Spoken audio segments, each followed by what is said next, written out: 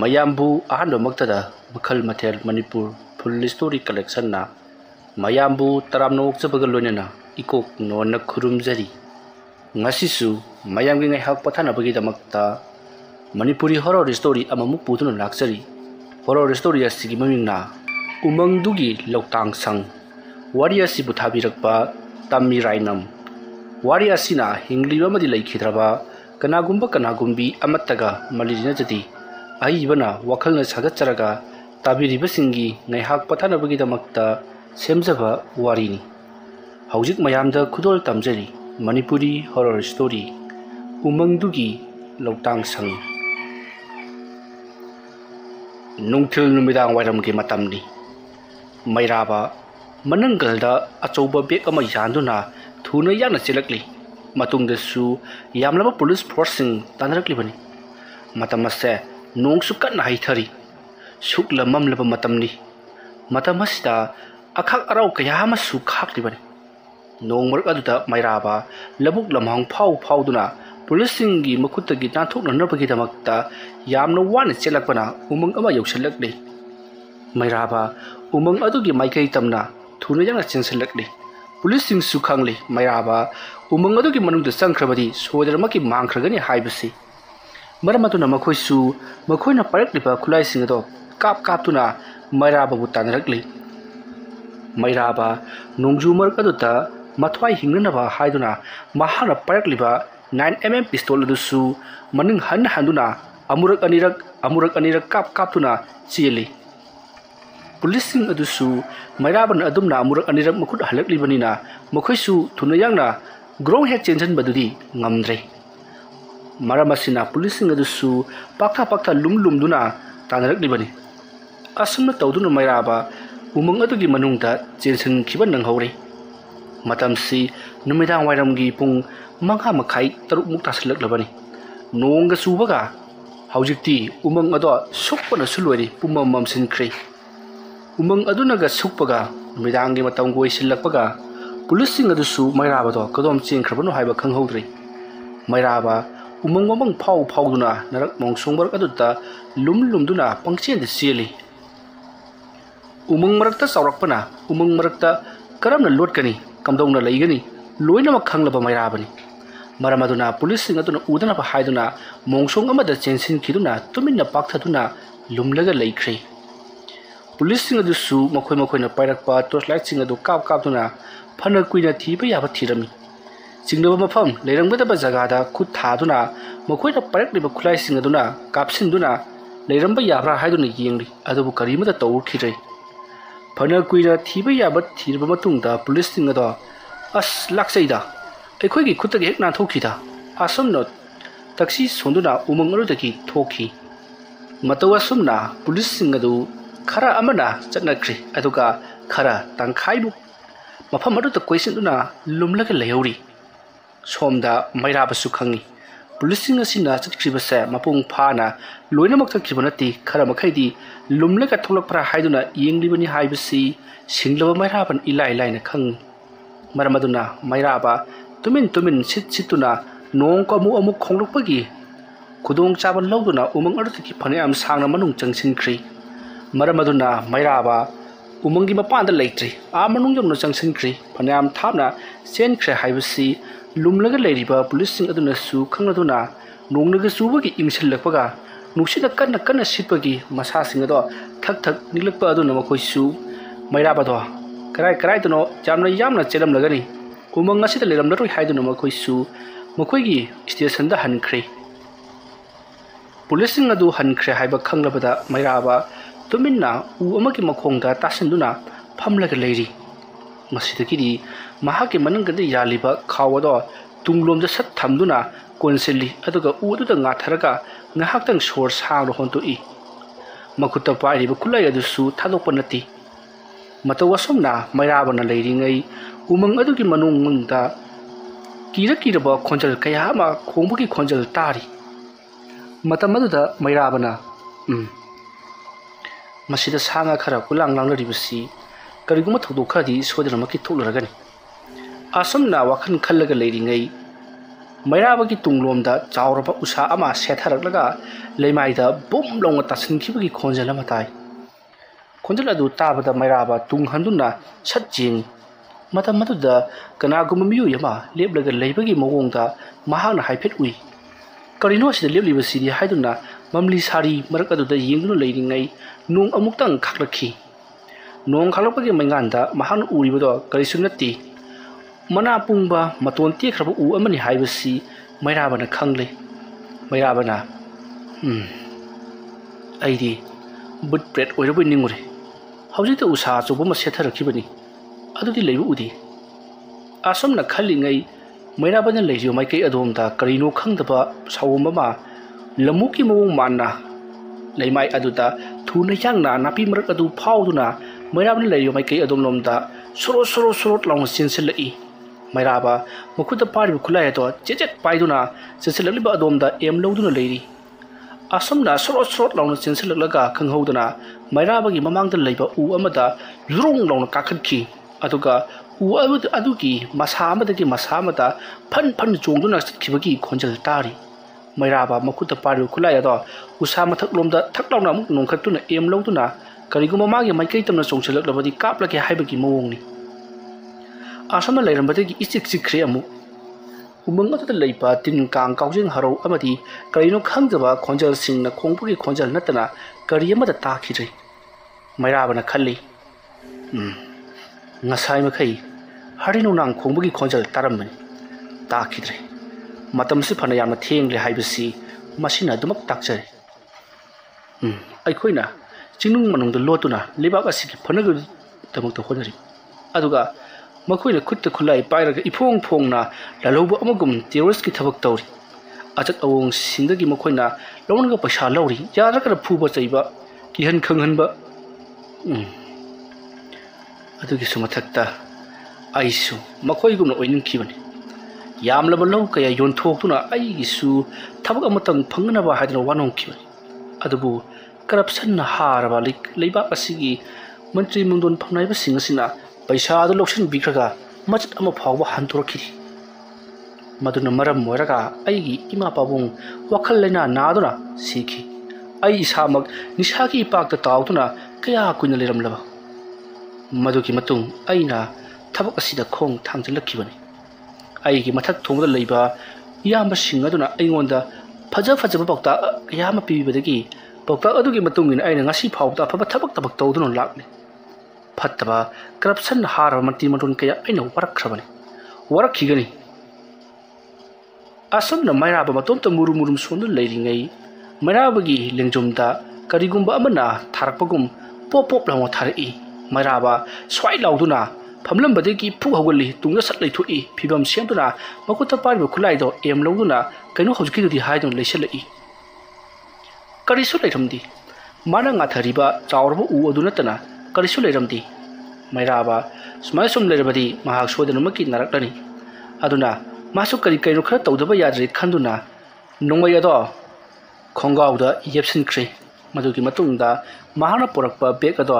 ꯖꯔ ꯍꯥꯡꯇꯣꯛꯏ꯫ ꯕꯦꯒ ꯑꯗꯨꯒꯤ ꯃꯅꯨꯡꯗꯒꯤ ꯆꯦꯔꯪ ꯑꯃ ꯂꯧꯊꯣꯔꯛꯂꯤ, ꯃꯗꯣ ꯔꯦꯟꯀꯣꯠꯅꯤ꯫ ꯃꯗꯨ ꯂꯤꯠꯁꯤꯜꯂꯕ ꯃꯇꯨꯡꯗ ꯃꯁꯥ ꯈꯔ ꯁꯥꯒꯠꯅꯕ ꯍꯥꯏꯗꯨꯅ ꯀꯔꯤꯅꯣ ꯑꯀꯪꯕ ꯐꯤꯔꯣꯜ ꯈꯔ ꯍꯣꯡꯗꯣꯛꯅꯕꯁꯨ ꯌꯥꯝꯅ ꯀꯟꯅ ꯍꯣꯠꯅꯔꯤ꯫ ꯅꯣꯡꯗꯨꯅ ꯀꯟꯃꯟꯈꯤꯕꯅ ꯃꯐꯝ ꯑꯗꯨꯗ ꯐꯤꯔꯣꯜ ꯍꯣꯡꯗꯣꯛꯂꯕꯗꯤ ꯑꯝꯍꯥ ꯑꯗꯨꯝ ꯇꯥꯔꯒꯅꯤ, ꯑꯗꯨꯝ ꯆꯣꯠꯁꯤꯜꯂꯒꯅꯤ ꯍꯥꯏꯕ ꯈꯪꯕꯗꯒꯤ ꯃꯩꯔꯥꯕꯅ ꯁ꯭ꯋꯥꯏꯗ ꯁꯨꯝ ꯂꯩꯕꯗꯤ ꯌꯥꯔꯔꯣꯏ, ꯑꯗꯨꯅ ꯎꯃꯪ ꯃꯅꯨꯡ ꯁ꯭ꯋꯥꯏꯁꯤꯗ ꯀꯔꯤꯅꯣ ꯌꯨꯝꯒꯨꯝꯕ ꯑꯃ ꯊꯤꯔꯨꯗꯕ ꯌꯥꯔꯔꯣꯏ꯫ ꯑꯁꯨꯝꯅ ꯈꯜꯂꯒ ꯃꯩꯔꯥꯕ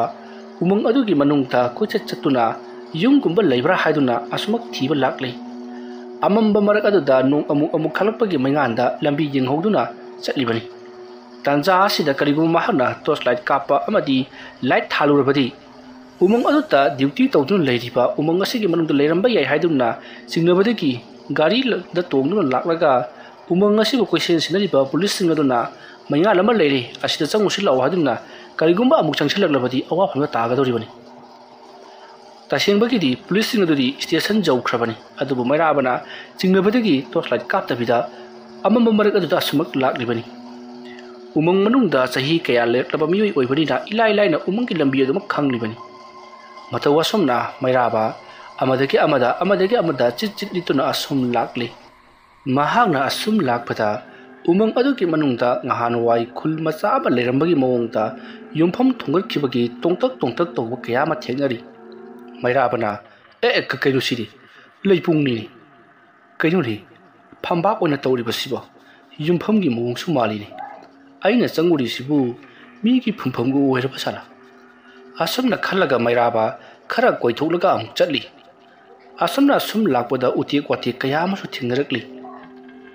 mairaba thoina hena khanjaludi maiga mambaga asumna mairaba mama aduna umang adugi manungta asum lakpada mahangna laptakna yum ama leiribadu uri umang adugi manungta piktak tongna loktang sangama leirambadu mairaba yamna harauna yum adugi maikai tamna paraprap sangsilli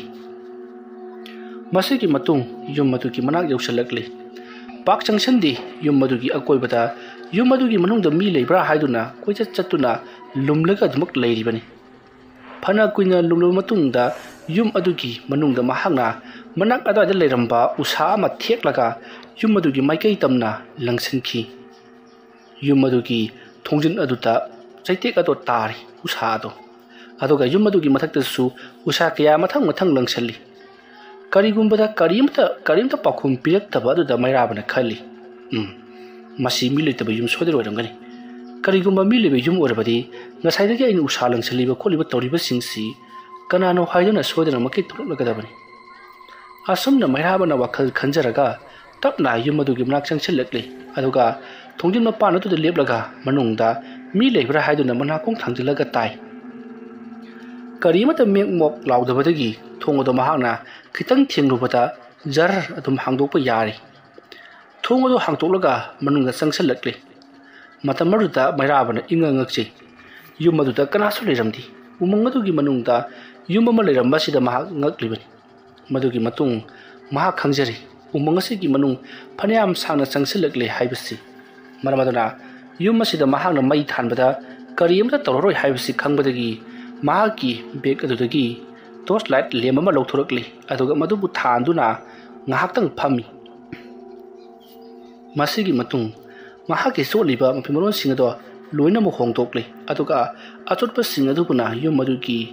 jaga amata tapna yansinduna thami masa ado ayimga marakta lakhibagi nusit ayimga phukibagi ingmana suyari maramaduna kariguma mai nung khara thagalaga mai tikki khaladuna mana kadaida akangba kari leibagi haiduna koithi thirei asumna koithi thirakpada akangba ukro wakro khara thengnari matamaruda mahangna ka amagi jaga amada changsilubada karino haifong khangdaba yamanam thiba manam banglong namakhi mairabana swasidi sa pumba leiramali asumna khallaga mamai leithurakli asumna mahangna mamai leithoklaga manak adaida taramba akangba utek wate khar khomlaga chatkringai matamaduta mairabagi matungda mamiyama satlauna samlaga chatkhibadu mairabadi uhodri masigi matung mairaba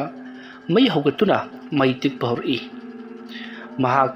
phuri khawdagi churup ama lokthoroktuna churup ama su chamli aduga tapna phaglang adu nga tharaga mahaki punsin hawrakhiba amadi mahana hauji oirakliba phiba masiki matangda ningsingduna wakhan khalli matawasumna mahak mai tilakpadagi lumphu sagalakli maramasina mahak ado tumningba phorokpadagi mihak oiruri mahakna adumna hek tumthakibaga ikhang kangawdana mahakna hawullamba mai adudagira natragana kadomdagi lakpa mai nu khangdi mahakna leiriba sangtabase maina brung chakrakli maina chaklakpaduta mairaba kadom chensiga haiduna charangna leiringai khanghauduna yumgi thongado kanagumma kharana lonsinki yumgi thongaduna hek lonsinkibaga mairaba karino mapana kana leibajano aibu yum mai thaduna harleba tawriba sib kanano haiduna maha kaidausiga haiduna khalai matawasuna mahana thongaduta kokhaigi haiduna makongna hanjin kawrubada khanghauduna tunglomdagi kanagumba amanna nanga tawrido karisu kanaroi asumna hairapada mairaba tungda satle tholaga yengduri matamaruta maina pungka kana chatheklaba pali tawraba mamit mana ngoro nupi amagi sakta mama leblaga leiramlei maina sakhibagi masado ngangli muri unsaga do loinamak saudoklabani Madu urubada Mairaba yamna kana lauki. Masidagidi Mairaba mikap khangthok tholakli. Mairabana mikap tholakpada mahana hawgalamba mayadusu musi chaklamle. Le madusu mutharakli. Mairaba sorsang hondoklaga akoibado kulei ledin yengli. Karisu leiti. Yum adugi mathakta yengkhalui. Adusu yum ado mai chaklamdre. Nongsu khara pathaduna leiramle. Mairabara asuk kuiba punsi asida asuk kiba mangdi imana popodagi bo nammanglakri kaino hoju aina ukiba mangda maina sakpa nupi ma karigumba khade agi punsi da thoklaga tra khangi asomna khallaga leiringai yum adugi manungda nupi amana kappagi khonjal tarakle nupi amana yaman nungsina ningba kaina nunghingna na kappagi khonjal lama tarakpaduda Mairabana kanuni ngasai makhai karimata khonjal si ta khidabani aduga khonjal lama ta libasina kadom dagino yumsi mi lebro ai ti ngasai makhai mi leitabo malore ana ai yawbugira adomna kapiri budubo asomna Mairaba nupi amana kapliba ka adugi mapanda leplaga wa hangi thokhek changchan basu man hek tungai jadri nupi gi makhol oibanina matamarda Mairabana sengna ta haipiyo ai mateng pangbang ngbo jagadi ai pangjagi matamara nupi aduna nang tasingna gi ting pambang ngamgadro hoi aina pangbang ngam mating werabadi ai sodina pangjagi ai kaidau jau haibano asomna hairobada nupi do kapato khri masidagidi Mairabana ai kamrung thilsalke yawnatro asomna hairaga asomna hairaga mahak tamna kadugi manungda changsalai kadugi manung bihek yoropaka yamanam thiba manam manami hingai manam mi poloibagi manamni Mairabana stilari banu pcd pumpat palla basalida ana ye yawbadagi kanamatana mapu hanna yengidra bazani umunga sigi manungda kamdong tori bazano asamna khalaga koilei ledin yengi maman kibana phamungda kana hipli banu haiba karimata khangdre kadugi mataida phamunga ma thari phamungaduda muri changrong sangna kanagumba mahibli haibasidi Mairabana su khangli masidagi mahaki lemado lawruge haiduna parap lakli aduga lemado ta paikhatuna kadugi manungda sangsillaktuna phamung hibli bado kanano haiduna yengduri asomna mahana yengrubadadi Mairaba khapre khangki mahaki mamangdu ukiba maina pungka kana satheklaba unsa punamak sautoklaba mamit mana ngoro patlaba dupi do odinu leramli Madu urubada Mairaba kanna lauraga karudagi senthori adu bukhangauti mahaki makhwang aduta hojik pali tawraba maina sathekhraba nupi aduna makhwang aduta konsilaklaga ka adugi manungda karak laknu chingchina honari matamaruda Mairabana mabu thadoknabagi damakta thongjin mapana aduda yalaga katna muklaga khangchen chenthorokpada hadamukti mahak tasengnamakki mikap thokli matamaruda Mairabana kaino mangda Mangamasu manglaba aina hojik leribasina asengbara asomna hairaga kolei leidru jengli hadamukti mahana thakalamba mayadusu munmulaga leiramle aduga mahana sangkhiba ka adomda mahana phatle silagi yengbadasu kanagumba nupi ama mamai leitharaga mongoda jengaplamlaga satle sankibagi mawongda haipet uhori Mairaba swai lawi kibuna masadu karino matawri makutta pairamba khulaya to kadaino hadana koithi dhiri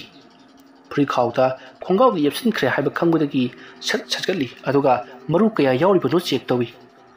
masidagi di maru mari yauri haiba khangudagi mahak tapna nongoya do lok chingduna ka adom da changsin nabo honai natragana chen khasira haidunu khalli tawri base mahaki malan amara haiduna su masa matumta ngakjari bani malan amar natre haiba se khangjari thongo do makula lamduna tapna hangdoglui Karigumba kasidagi yenghaidaba saktam ama chenthoroklabadi mahaksu thokiba yaranaba lambi thiribani madugi matung Mairabana thongodugi mapanda yengthoklubada nong adumak tari khara pathajabagi wani masidagi Mairabana ai kamnung leidu krano aigi mangda magrem hagemnari basbi karigino kamnung leidu krano asomna haraga lemadu kaptuna tamatamna kadugi kasinda jangsalai madamadu ta khanghaudana kaharudagi Mangsang kana maya chaksekraba nupi ama maphimarot amati yauduna patharaba masadu lunna senthorakle maru iko kokna unsaga to ngangsanga sauduklaga chenthurokpaduta mairaba mana paraba lemato thadaramlaga thongodu chenthurokhi aduga thuna yangna yumaru thadoktuna chenkhina honarakpada yumadugi sumangda ngasai mahanga langchinkhiba utek watek usa amada loksinduna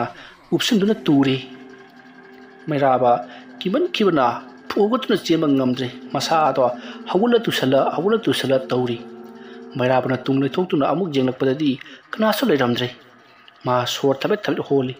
yumadugi menungda yengsilubada masada akiba phawri mairabana karino aina ngasi uri basibo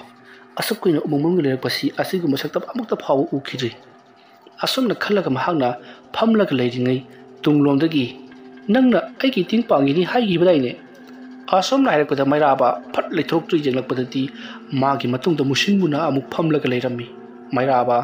hanta mukti kiman khibana kana lauraga mahag upamaru thadoktuna chenkhina honarai matawasona mahana chenkhina honarakpada masa ado pungchok chokthakri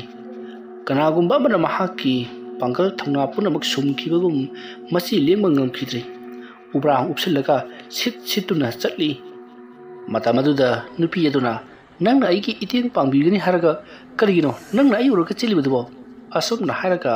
mairabagi mukhong ado paiduna sor laktuna amuk chingthai mairabana hai aibu thado karigino nangna aigi iting panglibasna nangbu mira laira butla natragana mina hatok piramaba mira lamba oiraba thawaira asumna harabudu nupi ado mabu mukhong phaiduna yalibudo thadokri aduga wo khongna kablai mairabasu khara chiluraga masiwata sengna butla natragana phibam thina soklaba mina kanamtana hangoi biduna inthok piraba umangasida lulaga leiba nupi amara asumna wakhal khalaga mahak tamna changchelai haujuk phawu nupi ado phamlaga kaplaga leiri mairabana yare nana kapado toklo karino nana homasta lerami basse sengna hayu na karano adumna hairubada nupi ado sang adugi loktang sang yum masa adugi manungda changsinkhri la ohaibagi mawongda makut adunasu ingit piduna haipeta mawongda jenglai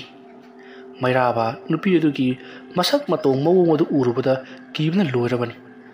mamai makhadang pumpat patuna setharabani adubu mairaba magise miga sukna samnaba yadraba apat apom leiraba patlaba mi ama soidin oiramkani asamna khalaga changsilakli yum madugi manung hek yoksalakpadana masak patau phajarabi yengmagi perba nadrabi ngorok ngobi nupi ama phingok selaga phamlaga leiramlei madu urubada mairabadi punga ngkhri karino aina uribasibo aibu hojik tumlibrane haiduna masa matomta khudina sikchai mamaida khubakna set thajanjai tauribasibu chumlabra haiduna nunglakta matin sichanjari punamak taibangni haiba khanglakpadagi nupi adugi manak nakna changsilaktuna ibema karino aingoda tauribasibo nang seng hayo nang butlo asomna hairabada nupi aduna thongodo masa matumta lonchankhi mairaba khakbre khangi kaino ni ibema asomna hairaga masidigi mairaba khangli mahaki mamanga leibase thawai midel amani haibasi nupi asigi mateng pangare haidokhrabadina pangdana kariguma chalurabadi mahak aphabadi oiraroi haiba khangbadagi tapna phamtharaga aibu kari tawjo haibano nahakna kanano adum hairubada nupi aduna wari lirakli ayase umangasigi manungda leiramba khun macha amada leiba nupi macha amani aigi mingna nainunglang kawi aigi ima babana aise itomta poksabani luna chana tawbagi mati ainasu ima pabungbu asuki mati kina hangoina luna chana tawjaribani asubna hairaga nainunglangna wariado libharoi nainunglangna leidiba chauraba umangasigi manungasida mukoi yum mari manga tamak taraga pitak tawba leikai haigadra khungang macha ma haigadra leijabani amana amaga toro khondana duna arai leita tathokta sin tawduna ingna chikna panjaba nungna harawngal khedun leijaba khungang macha amani hairiba nainunglangna leidiba khul macha asiga panglap lamadana khul achoubu malai hairiba khul asidi yamdrabada yum manga dagina tara dagina tara ni thoi humdoi phawal leiribani hairiba khul macha aduda leirambani nainunglang ꯑꯗꯨꯕꯨ ꯃꯈꯣꯏ ꯈꯨꯜ ꯑꯗꯨꯗ ꯇꯧꯔꯤꯕ ꯆꯠꯅ ꯀꯥꯡꯂꯣꯟꯁꯤꯡ ꯑꯗꯨ ꯍꯩꯅꯔꯛꯇꯕ ꯑꯃꯗꯤ ꯑꯃꯒ ꯑꯃꯒ ꯌꯦꯡꯊꯤꯅꯕ ꯑꯃꯅ ꯑꯃꯕꯨ ꯃꯥꯏꯊꯤꯕ ꯄꯤꯔꯅꯕ ꯍꯟꯊꯅ ꯌꯦꯡꯅꯕ ꯃꯇꯧ ꯑꯗꯨꯗ ꯍꯩꯅꯔꯛꯇ꯭ꯔꯗꯨꯅ ꯅꯩꯅꯨꯡꯂꯥꯡꯒꯤ ꯃꯈꯣꯏꯒꯤ ꯁꯥꯒꯩ ꯅꯥꯇꯩ ꯑꯣꯏꯕ ꯃꯤꯑꯣꯏ ꯈꯔ ꯎꯃꯪ ꯑꯗꯨꯒꯤ ꯃꯅꯨꯡꯗ ꯆꯪꯁꯤꯜꯂꯛꯇꯨꯅ ꯈꯨꯜ ꯍꯣꯡꯗꯨꯅ ꯂꯩꯈꯤꯕꯅꯤ꯫ ꯃꯇꯧ ꯑꯁꯨꯝꯅ ꯃꯈꯣꯏꯅ ꯎꯃꯪ ꯑꯗꯨꯒꯤ ꯃꯅꯨꯡꯗ ꯂꯩꯈ꯭ꯔꯕꯁꯨ ꯑꯆꯧꯕ ꯎꯃꯪ ꯍꯥꯏꯕꯗꯤ ꯎꯃꯪ ꯑꯗꯨꯒꯤ ꯃꯇꯥꯏꯗ ꯂꯩꯍꯧꯔꯤꯕ ꯑꯆꯧꯕ ꯈꯨꯜ ꯑꯗꯨꯗ ꯂꯩꯍꯧꯔꯤꯕ ꯊꯥꯡꯕꯨꯇꯣꯟ, ꯖꯦꯀꯤ, ꯍꯣꯏꯖꯨ ꯑꯃꯗꯤ ꯌꯣꯇꯨꯗꯤꯡ ꯃꯈꯣꯏ ꯃꯃꯥꯟꯅꯕ ꯃꯔꯤ ꯑꯗꯨꯗꯤ ꯅꯩꯅꯨꯡꯂꯥꯡꯕꯨ ꯌꯥꯝꯅ ꯅꯨꯡꯁꯤꯕ ꯀꯜꯂꯛꯆꯕ ꯑꯣꯏꯕꯅꯤꯅ ꯎꯃꯪ ꯑꯗꯨꯗ ꯂꯥꯛꯇꯨꯅ ꯍꯦꯛ ꯀꯔꯦꯝ ꯀꯊꯥꯏꯅꯩ꯫ ꯃꯇꯧ ꯑꯁꯨꯝꯅ ꯇꯧꯔꯛꯄ ꯑꯁꯤꯗ ꯃꯈꯣꯏꯒꯤ ꯈꯨꯜ ꯑꯗꯨꯗ ꯂꯩꯔꯤꯕ ꯍꯥꯏꯕꯗꯤ ꯅꯩꯅꯨꯡꯂꯥꯡ ꯍꯣꯏꯒ ꯄꯨꯟꯅ ꯌꯨꯝ ꯇꯥꯃꯤꯟꯅꯗꯨꯅ ꯂꯩꯔꯤꯕ ꯌꯨꯝꯒꯤ ꯑꯍꯜ ꯂꯃꯟꯁꯤꯡ ꯑꯗꯨꯅ ꯂꯥꯛꯂꯤꯕ ꯊꯥꯡꯕꯨꯇꯣꯟ, ꯖꯦꯀꯤ, ꯍꯣꯏꯖꯨ, ꯌꯣꯇꯨꯗꯤꯡ ꯃꯈꯣꯏꯁꯤꯡ ꯑꯗꯨꯗ ꯅꯈꯣꯏꯅ ꯈꯨꯜ ꯑꯁꯤꯗ ꯂꯥꯛꯂꯒ ꯑꯁꯨꯝꯅ ꯇꯧꯔꯤꯕꯁꯤ ꯀꯔꯤꯒꯤꯅꯣ? ꯅꯈꯣꯏ ꯑꯩꯈꯣꯏꯅ ꯁꯥꯎꯂꯕꯗꯤ ꯑꯐꯕ ꯑꯣꯏꯔꯣꯏ ꯍꯥꯏꯗꯨꯅ ꯍꯦꯛ ꯇꯥꯜꯂꯤ꯫ ꯈꯨꯜ ꯑꯗꯨꯗ ꯂꯩꯕ ꯍꯩꯅꯗ꯭ꯔꯦ ꯍꯥꯏꯗꯨꯅ ꯆꯠꯆꯔꯕ ꯑꯩꯈꯣꯏꯗ ꯀꯔꯤꯒꯤ ꯑꯁꯨꯝꯅ ꯂꯥꯛꯇꯨꯅ ꯈꯟꯅꯕ ꯍꯧꯔꯤꯕꯅꯣ ꯍꯥꯏꯗꯨꯅ ꯃꯔꯛꯇ ꯑꯃꯨꯛ ꯌꯥꯝꯅ ꯀꯟꯅ ꯂꯥꯎꯅꯕꯁꯨ ꯌꯥꯎꯏ꯫ ꯃꯔꯝ ꯑꯗꯨꯅ ꯊꯥꯡꯕꯨꯇꯣꯟꯒꯤ ꯃꯄꯥ ꯈꯨꯜꯂꯥꯛꯄ ꯃꯤꯑꯣꯏ ꯑꯗꯨ ꯂꯥꯛꯇꯨꯅ ꯈꯨꯜ ꯃꯆꯥ ꯑꯗꯨꯗ ꯅꯈꯣꯏꯅ ꯈꯨꯜ ꯑꯁꯦ ꯊꯥꯗꯣꯛꯂꯒ ꯆꯠꯆꯈ꯭ꯔꯕꯅꯤꯅ ꯍꯧꯖꯤꯛꯇꯤ ꯅꯈꯣꯏꯁꯦ ꯃꯤꯇꯣꯞ ꯑꯣꯏꯔꯕꯅꯤ꯫ ꯑꯗꯨꯅ ꯃꯤꯇꯣꯞ ꯍꯥꯏꯕꯗꯤ ꯑꯩꯈꯣꯏꯅ ꯈꯟꯅꯕ ꯍꯧꯅꯤꯡꯉꯒꯅ ꯍꯧꯅꯤ, ꯍꯧꯅꯤꯡꯗ꯭ꯔꯒꯅ ꯇꯣꯛꯀꯅꯤ꯫ ꯃꯗꯨꯒꯤꯗꯃꯛꯇ ꯅꯈꯣꯏꯅ ꯈꯟꯕꯤꯌꯨ ꯍꯥꯏꯗꯤ ꯑꯩꯒꯤ ꯏꯆꯥꯅ ꯇꯧꯅꯤꯡꯕꯗ ꯇꯧꯁꯅꯨ꯫ ꯃꯐꯝ ꯑꯁꯤꯗ ꯂꯩꯕ ꯄꯥꯝꯗ꯭ꯔꯒꯗꯤ ꯅꯈꯣꯏ ꯑꯃꯨꯛ ꯍꯟꯅ ꯊꯥꯗꯣꯛꯂꯒ ꯆꯠꯆꯈꯤꯕ ꯌꯥꯒꯅꯤ꯫ ꯑꯩꯈꯣꯏꯅ ꯊꯤꯕꯗ ꯐꯪꯂꯣꯏꯗꯕ ꯃꯐꯝ ꯑꯃꯗ ꯆꯠꯆꯈꯣ ꯍꯥꯏꯗꯨꯅ ꯀꯔꯦꯝꯅꯗꯨꯅ ꯎꯁꯤꯠ ꯊꯑꯣꯏꯗꯕ ꯋꯥ ꯀꯌꯥ ꯑꯃ ꯍꯥꯏꯔꯤ꯫ ꯇꯧꯔꯤꯕꯁꯤꯗ ꯎꯃꯪ ꯑꯗꯨꯗ ꯂꯩꯔꯤꯕ ꯅꯩꯅꯨꯡꯂꯥꯡ ꯍꯣꯏꯒ ꯄꯨꯟꯅ ꯈꯨꯟꯗꯥꯃꯤꯟꯅꯔꯤꯕ ꯌꯨꯝꯁꯤꯡ ꯑꯗꯨꯗꯤ ꯌꯥꯝꯅ ꯁꯥꯎꯅꯈꯤ꯫ ꯃꯇꯧ ꯑꯁꯨꯝꯅ ꯃꯇꯝ ꯈꯔ ꯑꯗꯨꯃꯛ ꯍꯧꯈ꯭ꯔꯤ꯫ ꯅꯩꯅꯨꯡꯂꯥꯡꯁꯨ ꯅꯣꯡꯃꯒꯤ ꯑꯁꯨꯝ ꯆꯥꯎꯈꯠꯂꯛꯄꯅ ꯂꯨꯍꯣꯡ ꯈꯣꯡꯗꯣꯡ ꯃꯇꯝ ꯌꯧꯔꯛꯂꯕꯗ ꯅꯩꯅꯨꯡꯂꯥꯡꯒꯤ ꯃꯃꯥ ꯃꯄꯥꯅ ꯈꯨꯜ ꯑꯗꯨꯗꯒꯤ ꯅꯠꯇꯕꯗ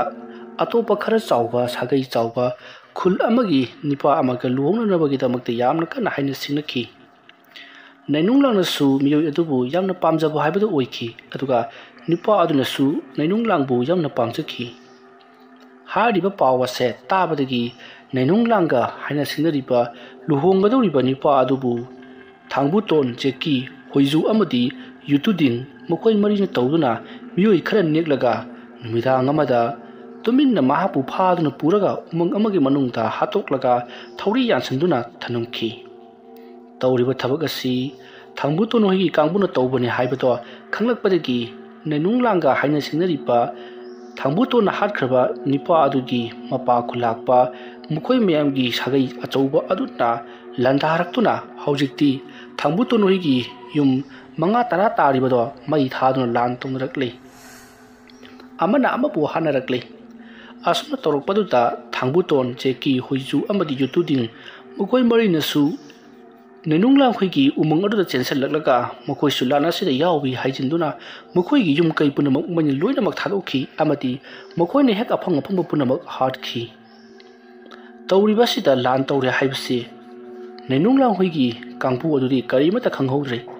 ꯃꯔꯝ ꯑꯗꯨꯅ ꯑꯍꯤꯡꯗ ꯂꯥꯟꯗꯥꯁꯜꯂꯛꯄꯗꯨꯗ ꯀꯅꯥꯁꯨ ꯆꯦꯟꯊꯣꯛꯄ ꯅꯪꯍꯧꯗꯅ ꯃꯊꯪ ꯊꯥꯡꯕꯨꯇꯣꯟ, ꯖꯦꯀꯤ, ꯍꯣꯏꯖꯨ ꯑꯃꯗꯤ ꯌꯣꯇꯨꯗꯤꯡ ꯃꯈꯣꯏꯒ ꯂꯣꯏꯅꯔꯛꯄ ꯈꯨꯟꯖꯥꯁꯤꯡ ꯑꯗꯨꯒ ꯂꯣꯏꯅꯅ ꯂꯣꯏꯅꯃꯛ ꯍꯥꯠꯈꯤ꯫ ꯃꯗꯨꯒꯤ ꯃꯇꯨꯡꯗ ꯅꯩꯅꯨꯡꯂꯥꯡꯕꯨꯅ ꯊꯥꯡꯕꯨꯇꯣꯟ, ꯖꯦꯀꯤ, ꯍꯣꯏꯖꯨ, ꯌꯣꯇꯨꯗꯤꯡ ꯃꯈꯣꯏ ꯃꯔꯤ ꯑꯗꯨꯅ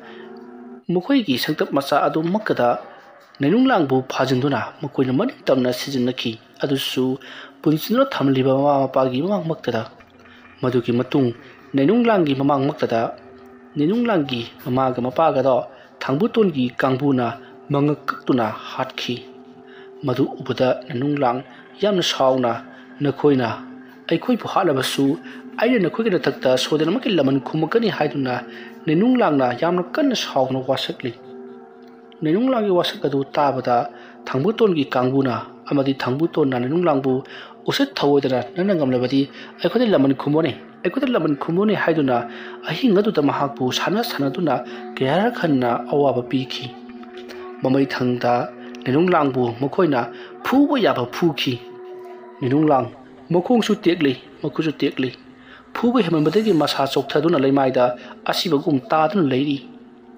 ꯃꯇꯝ ꯑꯗꯨꯗ ꯊꯥꯡꯕꯨꯇꯣꯟꯅ ꯌꯨꯝ ꯑꯗꯣ ꯃꯩ ꯊꯥꯗꯣꯔꯛꯈꯤ꯫ ꯌꯨꯝ ꯑꯗꯣ ꯃꯩ ꯊꯥꯗꯣꯔꯛꯂꯕꯗ ꯅꯨꯡꯂꯥꯡ ꯌꯨꯝ ꯑꯗꯨꯒꯤ ꯃꯅꯨꯡꯗꯒꯤ ꯆꯦꯟꯊꯣꯛꯅꯕ ꯍꯣꯠꯅꯕꯗ ꯎꯄꯥꯏ ꯂꯩꯈꯤꯗꯦ ꯃꯈꯣꯡ ꯃꯈꯨꯠ ꯂꯣꯏꯅꯃꯛ ꯇꯦꯛꯈꯤꯕꯅ ꯃꯍꯥꯛ ꯆꯠꯄ ꯉꯝꯗ꯭ꯔꯗꯨꯅ ꯃꯩꯅꯨꯡ ꯑꯗꯨꯗ ꯑꯗꯨꯃꯛ ꯆꯥꯛꯇꯨꯅ ꯎꯠ ꯑꯣꯟꯗꯨꯅ ꯂꯩꯈꯤ ꯃꯁꯤꯒꯤ ꯃꯇꯨꯡ ꯊꯥꯡꯕꯨꯇꯣꯟ ꯖꯦꯀꯤ ꯍꯨꯏꯖꯨ ꯌꯥꯇꯨꯗꯤꯡ ꯑꯃꯗꯤ ꯃꯍꯥꯛꯀ ꯂꯥꯛꯃꯤꯟꯅꯕ ꯈꯣꯡꯂꯣꯏꯁꯤꯡ ꯑꯗꯨꯒ ꯂꯣꯏꯅꯅ ꯃꯈꯣꯏꯒꯤ ꯈꯨꯜꯗ ꯍꯟꯈ꯭ꯔꯦ ꯃꯈꯣꯏꯒꯤ ꯈꯨꯜꯗ ꯍꯟꯈ꯭ꯔꯕ ꯃꯇꯨꯡꯗ ꯃꯈꯣꯏꯒꯤ ꯈꯨꯜꯗ ꯂꯟꯗꯥꯔꯛꯂꯝꯕ ꯃꯤꯑꯣꯏꯁꯤꯡ ꯑꯗꯨꯕꯨ ꯑꯃꯨꯛ ꯇꯛꯊꯣꯛꯈꯤꯅꯕꯒꯤꯗꯃꯛꯇ ꯊꯥꯡꯕꯨꯇꯣꯟꯒꯤ ꯃꯄꯥ ꯈꯨꯜꯂꯥꯛꯄꯅ ꯑꯇꯣꯞꯄ ꯈꯔ ꯆꯥꯎꯕ ꯈꯨꯜ ꯑꯃꯒꯤ ꯃꯇꯦꯡ ꯂꯧꯗꯨꯅ ꯇꯛꯊꯣꯛꯈꯤ ꯂꯥꯜ ꯑꯗꯣ ꯃꯈꯣꯏꯅ ꯃꯥꯏ ꯄꯥꯛꯇꯨꯅ ꯑꯃꯨꯛ ꯍꯟꯅ ꯈꯨꯟꯗ ꯂꯩꯇꯥꯗꯨꯅ ꯂꯩꯔꯛꯈꯤ ꯑꯗꯨꯕꯨ ꯅꯩꯅꯨꯡꯂꯥꯡꯒ ꯍꯥꯏꯅ ꯁꯤꯡꯅꯈꯤꯕ ꯊꯥꯡꯕꯨꯇꯣꯟ ꯍꯣꯏꯒꯤ ꯀꯥꯡꯕꯨꯅ ꯍꯥꯠꯇꯣꯛꯈ꯭ꯔꯕ ꯃꯤꯑꯣꯏ ꯑꯗꯨꯒꯤ ꯃꯄꯥ ꯈꯨꯜꯂꯥꯛꯄ ꯃꯈꯣꯏꯗꯤ ꯃꯥꯏꯊꯤꯔꯗꯨꯅ ꯃꯈꯣꯏꯗꯤ ꯃꯔꯨ ꯂꯨꯛꯅ ꯑꯇꯣꯞꯄ ꯈꯨꯜ ꯑꯗꯨꯗ ꯂꯩꯈꯤ ꯑꯃꯨꯛ ꯍꯟꯅ ꯂꯟꯗꯥꯔꯛꯀꯦ ꯍꯥꯏꯗꯨꯅꯁꯨ ꯈꯟꯈꯤꯗ꯭ꯔꯤ ꯃꯔꯝꯗꯤ ꯅꯩꯅꯨꯡꯂꯥꯡꯒ ꯍꯥꯏꯅ ꯁꯤꯡꯅꯈꯤꯕ ꯅꯨꯄꯥ ꯑꯗꯨꯒꯤ ꯃꯄꯥ ꯈꯨꯜꯂꯥꯛꯄꯗꯨꯁꯨ ꯂꯩꯈꯤꯗ꯭ꯔꯤ ꯂꯥꯟꯐꯝ ꯑꯗꯨꯗ ꯑꯁꯨꯝꯅ ꯇꯧꯗꯨꯅ ꯍꯧꯖꯤꯛꯇꯤ ꯅꯩꯅꯨꯡꯂꯥꯡꯒ ꯍꯥꯏꯅ ꯁꯤꯡꯅꯔꯝꯕ ꯅꯨꯄꯥ ꯑꯗꯨꯗ ꯅꯠꯇꯅ ꯃꯍꯥꯛꯀꯤ ꯃꯄꯥꯁꯨ ꯂꯥꯟꯐꯝ ꯑꯗꯨꯗ ꯂꯩꯈꯤꯗ꯭ꯔꯤ ꯑꯗꯨꯒ ꯅꯩꯅꯨꯡꯂꯥꯡꯒ ꯍꯥꯏꯅ ꯁꯤꯡꯅꯔꯝꯕ ꯅꯨꯄꯥ ꯑꯗꯨꯕꯨꯅ ꯊꯥꯡꯕꯨꯇꯣꯟ ꯍꯣꯏꯒꯤ ꯀꯥꯡꯕꯨꯅ ꯍꯥꯠꯇꯣꯛꯈ꯭ꯔꯦ ꯑꯁꯨꯝꯅ ꯇꯧꯔꯛꯄ ꯑꯁꯤꯗ ꯅꯩꯅꯨꯡꯂꯥꯡꯅ ꯋꯥꯁꯛꯈꯤꯕ ꯑꯗꯣ ꯉꯥꯛꯂꯒꯤ ꯈꯜꯂꯗꯨꯅ ꯅꯩꯅꯨꯡꯂꯥꯡꯅ ꯈꯨꯜ ꯑꯗꯨꯗ ꯍꯥꯏꯕꯗꯤ ꯊꯥꯡꯕꯨꯇꯣꯟꯒꯤ ꯈꯨꯜ ꯑꯗꯨꯗ ꯃꯍꯥꯛꯀꯤ ꯊꯋꯥꯏ ꯃꯤꯔꯟ ꯂꯥꯛꯄ ꯍꯧꯈꯤ ꯅꯨꯃꯤꯠꯇꯣ ꯊꯥꯡꯕꯨꯇꯣꯟ ꯑꯃꯗꯤ ꯃꯈꯣꯏꯒꯤ ꯀꯥꯡꯕꯨꯁꯤꯡ ꯑꯗꯣ ꯃꯈꯣꯏ ꯀꯔꯤꯒꯨꯝꯕ ꯑꯍꯥꯎꯕ ꯑꯃ ꯆꯥꯁꯤ ꯃꯈꯣꯏꯅ ꯑꯁꯨꯛ ꯀꯨꯏꯅ ꯂꯩꯔꯛꯄꯁꯦ ꯑꯁꯨꯛ ꯅꯨꯡꯉꯥꯏꯕ ꯄꯨꯟꯁꯤꯗꯤ ꯐꯪꯗ꯭ꯔꯤ ꯍꯥꯏꯗꯨꯅ ꯈꯨꯜꯒꯤ ꯍꯔꯥꯎ ꯀꯨꯝꯍꯩ ꯑꯃ ꯂꯥꯛꯄꯗ ꯃꯈꯣꯏ ꯍꯔꯥꯎꯗꯨꯅ ꯀꯔꯤꯒꯨꯝꯕ ꯈꯔ ꯊꯣꯡ ꯊꯥꯛꯇꯨꯅ ꯆꯥꯅꯕ ꯍꯣꯠꯅꯔꯤ ꯑꯁꯨꯝꯅ ꯂꯩꯔꯤꯉꯩ ꯅꯨꯃꯤꯠꯇꯣ ꯅꯣꯡꯁꯨ ꯌꯥꯝꯅ ꯃꯪꯈꯤ ꯑꯗꯨꯒ ꯅꯣꯡꯁꯨ ꯊꯤꯂꯤ ꯊꯤꯂꯤ ꯇꯥꯈꯤ ꯅꯣꯡꯒ ꯊꯤꯂꯤ ꯊꯤꯂꯤ ꯇꯥꯕ ꯑꯗꯨꯗ ꯃꯈꯣꯏꯗꯤ ꯍꯦꯟꯅ ꯍꯔꯥꯎꯕ ꯅꯨꯡꯉꯥꯏꯖꯕꯤ ꯍꯥꯏꯕꯗꯨ ꯊꯣꯛꯈ꯭ꯔꯦ ꯃꯔꯝ ꯑꯁꯤꯅ ꯃꯈꯣꯏ ꯃꯃꯥꯟꯅꯕ ꯃꯈꯣꯏ ꯃꯔꯤ ꯑꯗꯣ ꯁꯪꯇꯞ ꯑꯃꯗ ꯌꯨ ꯊꯛꯇꯨꯅ ꯁꯥ ꯆꯥꯗꯨꯅ ꯅꯨꯡꯉꯥꯏꯅ ꯂꯩꯔꯤ ꯇꯥꯟꯖꯥ ꯑꯗꯨꯗ ꯈꯪꯍꯧꯗꯅ ꯌꯥꯇꯨꯗꯤꯡ ꯌꯥꯝꯅ ꯀꯟꯅ ꯃꯄꯥꯟ ꯊꯣꯛꯅꯤꯡꯂꯛꯂꯤ ꯃꯇꯝ ꯑꯗꯨꯗ ꯌꯥꯇꯨꯗꯤꯡꯅ ꯅꯈꯣꯏ ꯉꯥꯛꯇꯪ ꯁꯤꯗ ꯐꯝꯃꯝꯃꯨ ꯑꯩ ꯃꯄꯥꯟ ꯑꯃꯇ ꯊꯣꯛꯎꯈꯤꯒꯦ ꯑꯁꯨꯝꯅ ꯍꯥꯏꯔꯒ ꯃꯈꯣꯏꯅ ꯆꯥꯛ ꯆꯥꯅꯔꯤꯕ ꯁꯥꯟꯅꯩ ꯌꯨꯅꯔꯤꯕ ꯃꯐꯝ ꯑꯗꯨꯗꯒꯤ ꯈꯔ ꯆꯠꯊꯣꯛꯂꯒ ꯃꯄꯥꯟ ꯊꯣꯛꯂꯤ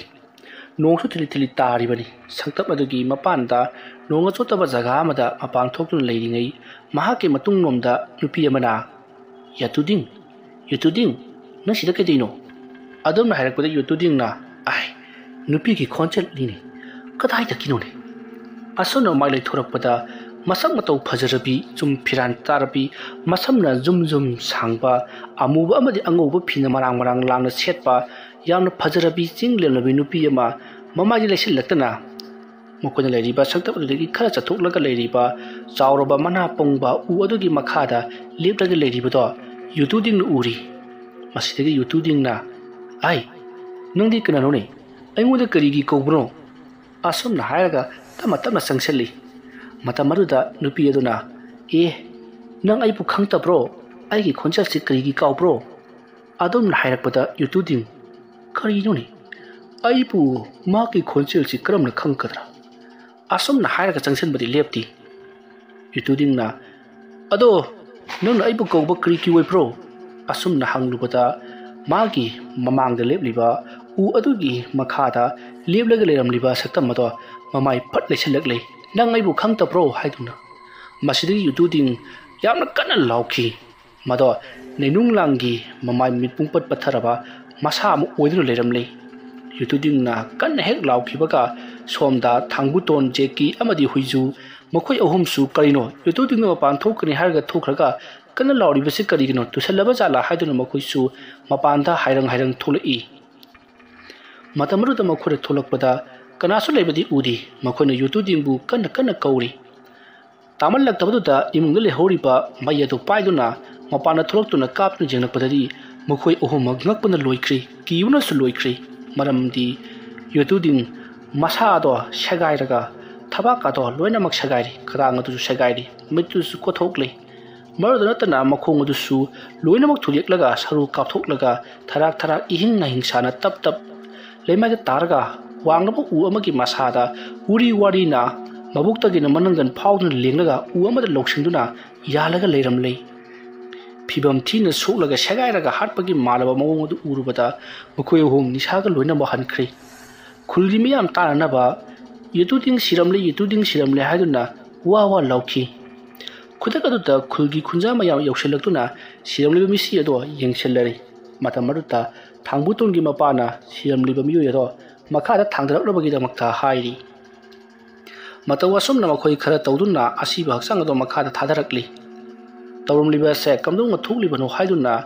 ꯊꯥꯡꯕꯨꯇꯣꯟꯗ ꯍꯪꯉꯤ ꯊꯥꯡꯕꯨꯇꯣꯟꯅ ꯑꯩꯈꯣꯏꯗꯤ ꯁꯤꯗꯩꯁꯤꯗ ꯀꯔꯤꯒꯨꯝꯕ ꯈꯔ ꯆꯥꯗꯨꯅ ꯂꯩꯔꯤꯕꯅꯤ ꯌꯨꯇꯨꯗꯤꯡꯗꯤ ꯃꯄꯥꯟ ꯊꯣꯛꯅꯤꯡꯉꯦ ꯍꯥꯏꯗꯨꯅ ꯊꯣꯛꯈꯤꯕꯅꯤ ꯉꯥꯏꯍꯥꯛ ꯂꯩꯔꯒ ꯀꯟꯅ ꯂꯥꯎꯔꯛꯄꯗꯒꯤ ꯑꯩꯈꯣꯏꯁꯨ ꯆꯦꯟꯊꯣꯛꯇꯨꯅ ꯌꯦꯡꯂꯨꯕꯗ ꯑꯁꯨꯝꯅ ꯑꯣꯏꯔꯝꯕꯅꯤ ꯍꯥꯏꯗꯨꯅ ꯋꯥꯔꯤ ꯁꯥꯟꯅꯔꯤ ꯃꯗꯨꯒꯤ ꯃꯇꯨꯡ ꯂꯝꯂꯛꯀꯤ ꯁꯥ ꯉꯥ ꯎꯆꯦꯛꯅ ꯆꯦꯟꯈꯠꯂꯒ ꯊꯅꯝꯕ ꯌꯥꯏ ꯑꯗꯨꯅ ꯑꯩꯈꯣꯏꯁꯨ ꯌꯨꯝꯗꯒꯤ ꯃꯄꯥꯟ ꯊꯣꯛꯂꯅꯨ ꯍꯥꯏꯗꯨꯅ ꯂꯩꯀꯥꯏ ꯈꯨꯜ ꯑꯗꯨ ꯌꯥꯝꯅ ꯀꯤꯅꯈꯤ ꯃꯁꯤꯒꯤ ꯃꯇꯨꯡ ꯅꯨꯃꯤꯠ ꯑꯗꯨꯃ ꯍꯧꯈ꯭ꯔꯤ ꯃꯊꯪꯒꯤ ꯅꯣꯡ ꯉꯥꯜꯂꯛꯄꯗ ꯌꯨꯇꯨꯗꯤꯡꯒꯤ ꯑꯁꯤꯕ ꯍꯛꯆꯥꯡ ꯑꯗꯣ ꯃꯊꯧ ꯃꯉꯝ ꯄꯥꯡꯊꯣꯛꯈ꯭ꯔꯤ ꯅꯣꯡꯁꯨ ꯁꯨꯡꯂꯦꯞ ꯂꯦꯞꯇꯦ ꯇꯥꯔꯤꯕꯁꯤ ꯅꯣꯡ ꯃꯔꯛ ꯑꯗꯨꯗ ꯑꯗꯨꯃꯛ ꯇꯧꯗꯕ ꯌꯥꯗꯕꯅ ꯑꯗꯨꯃꯛ ꯄꯥꯡꯊꯣꯛꯈ꯭ꯔꯕꯅꯤ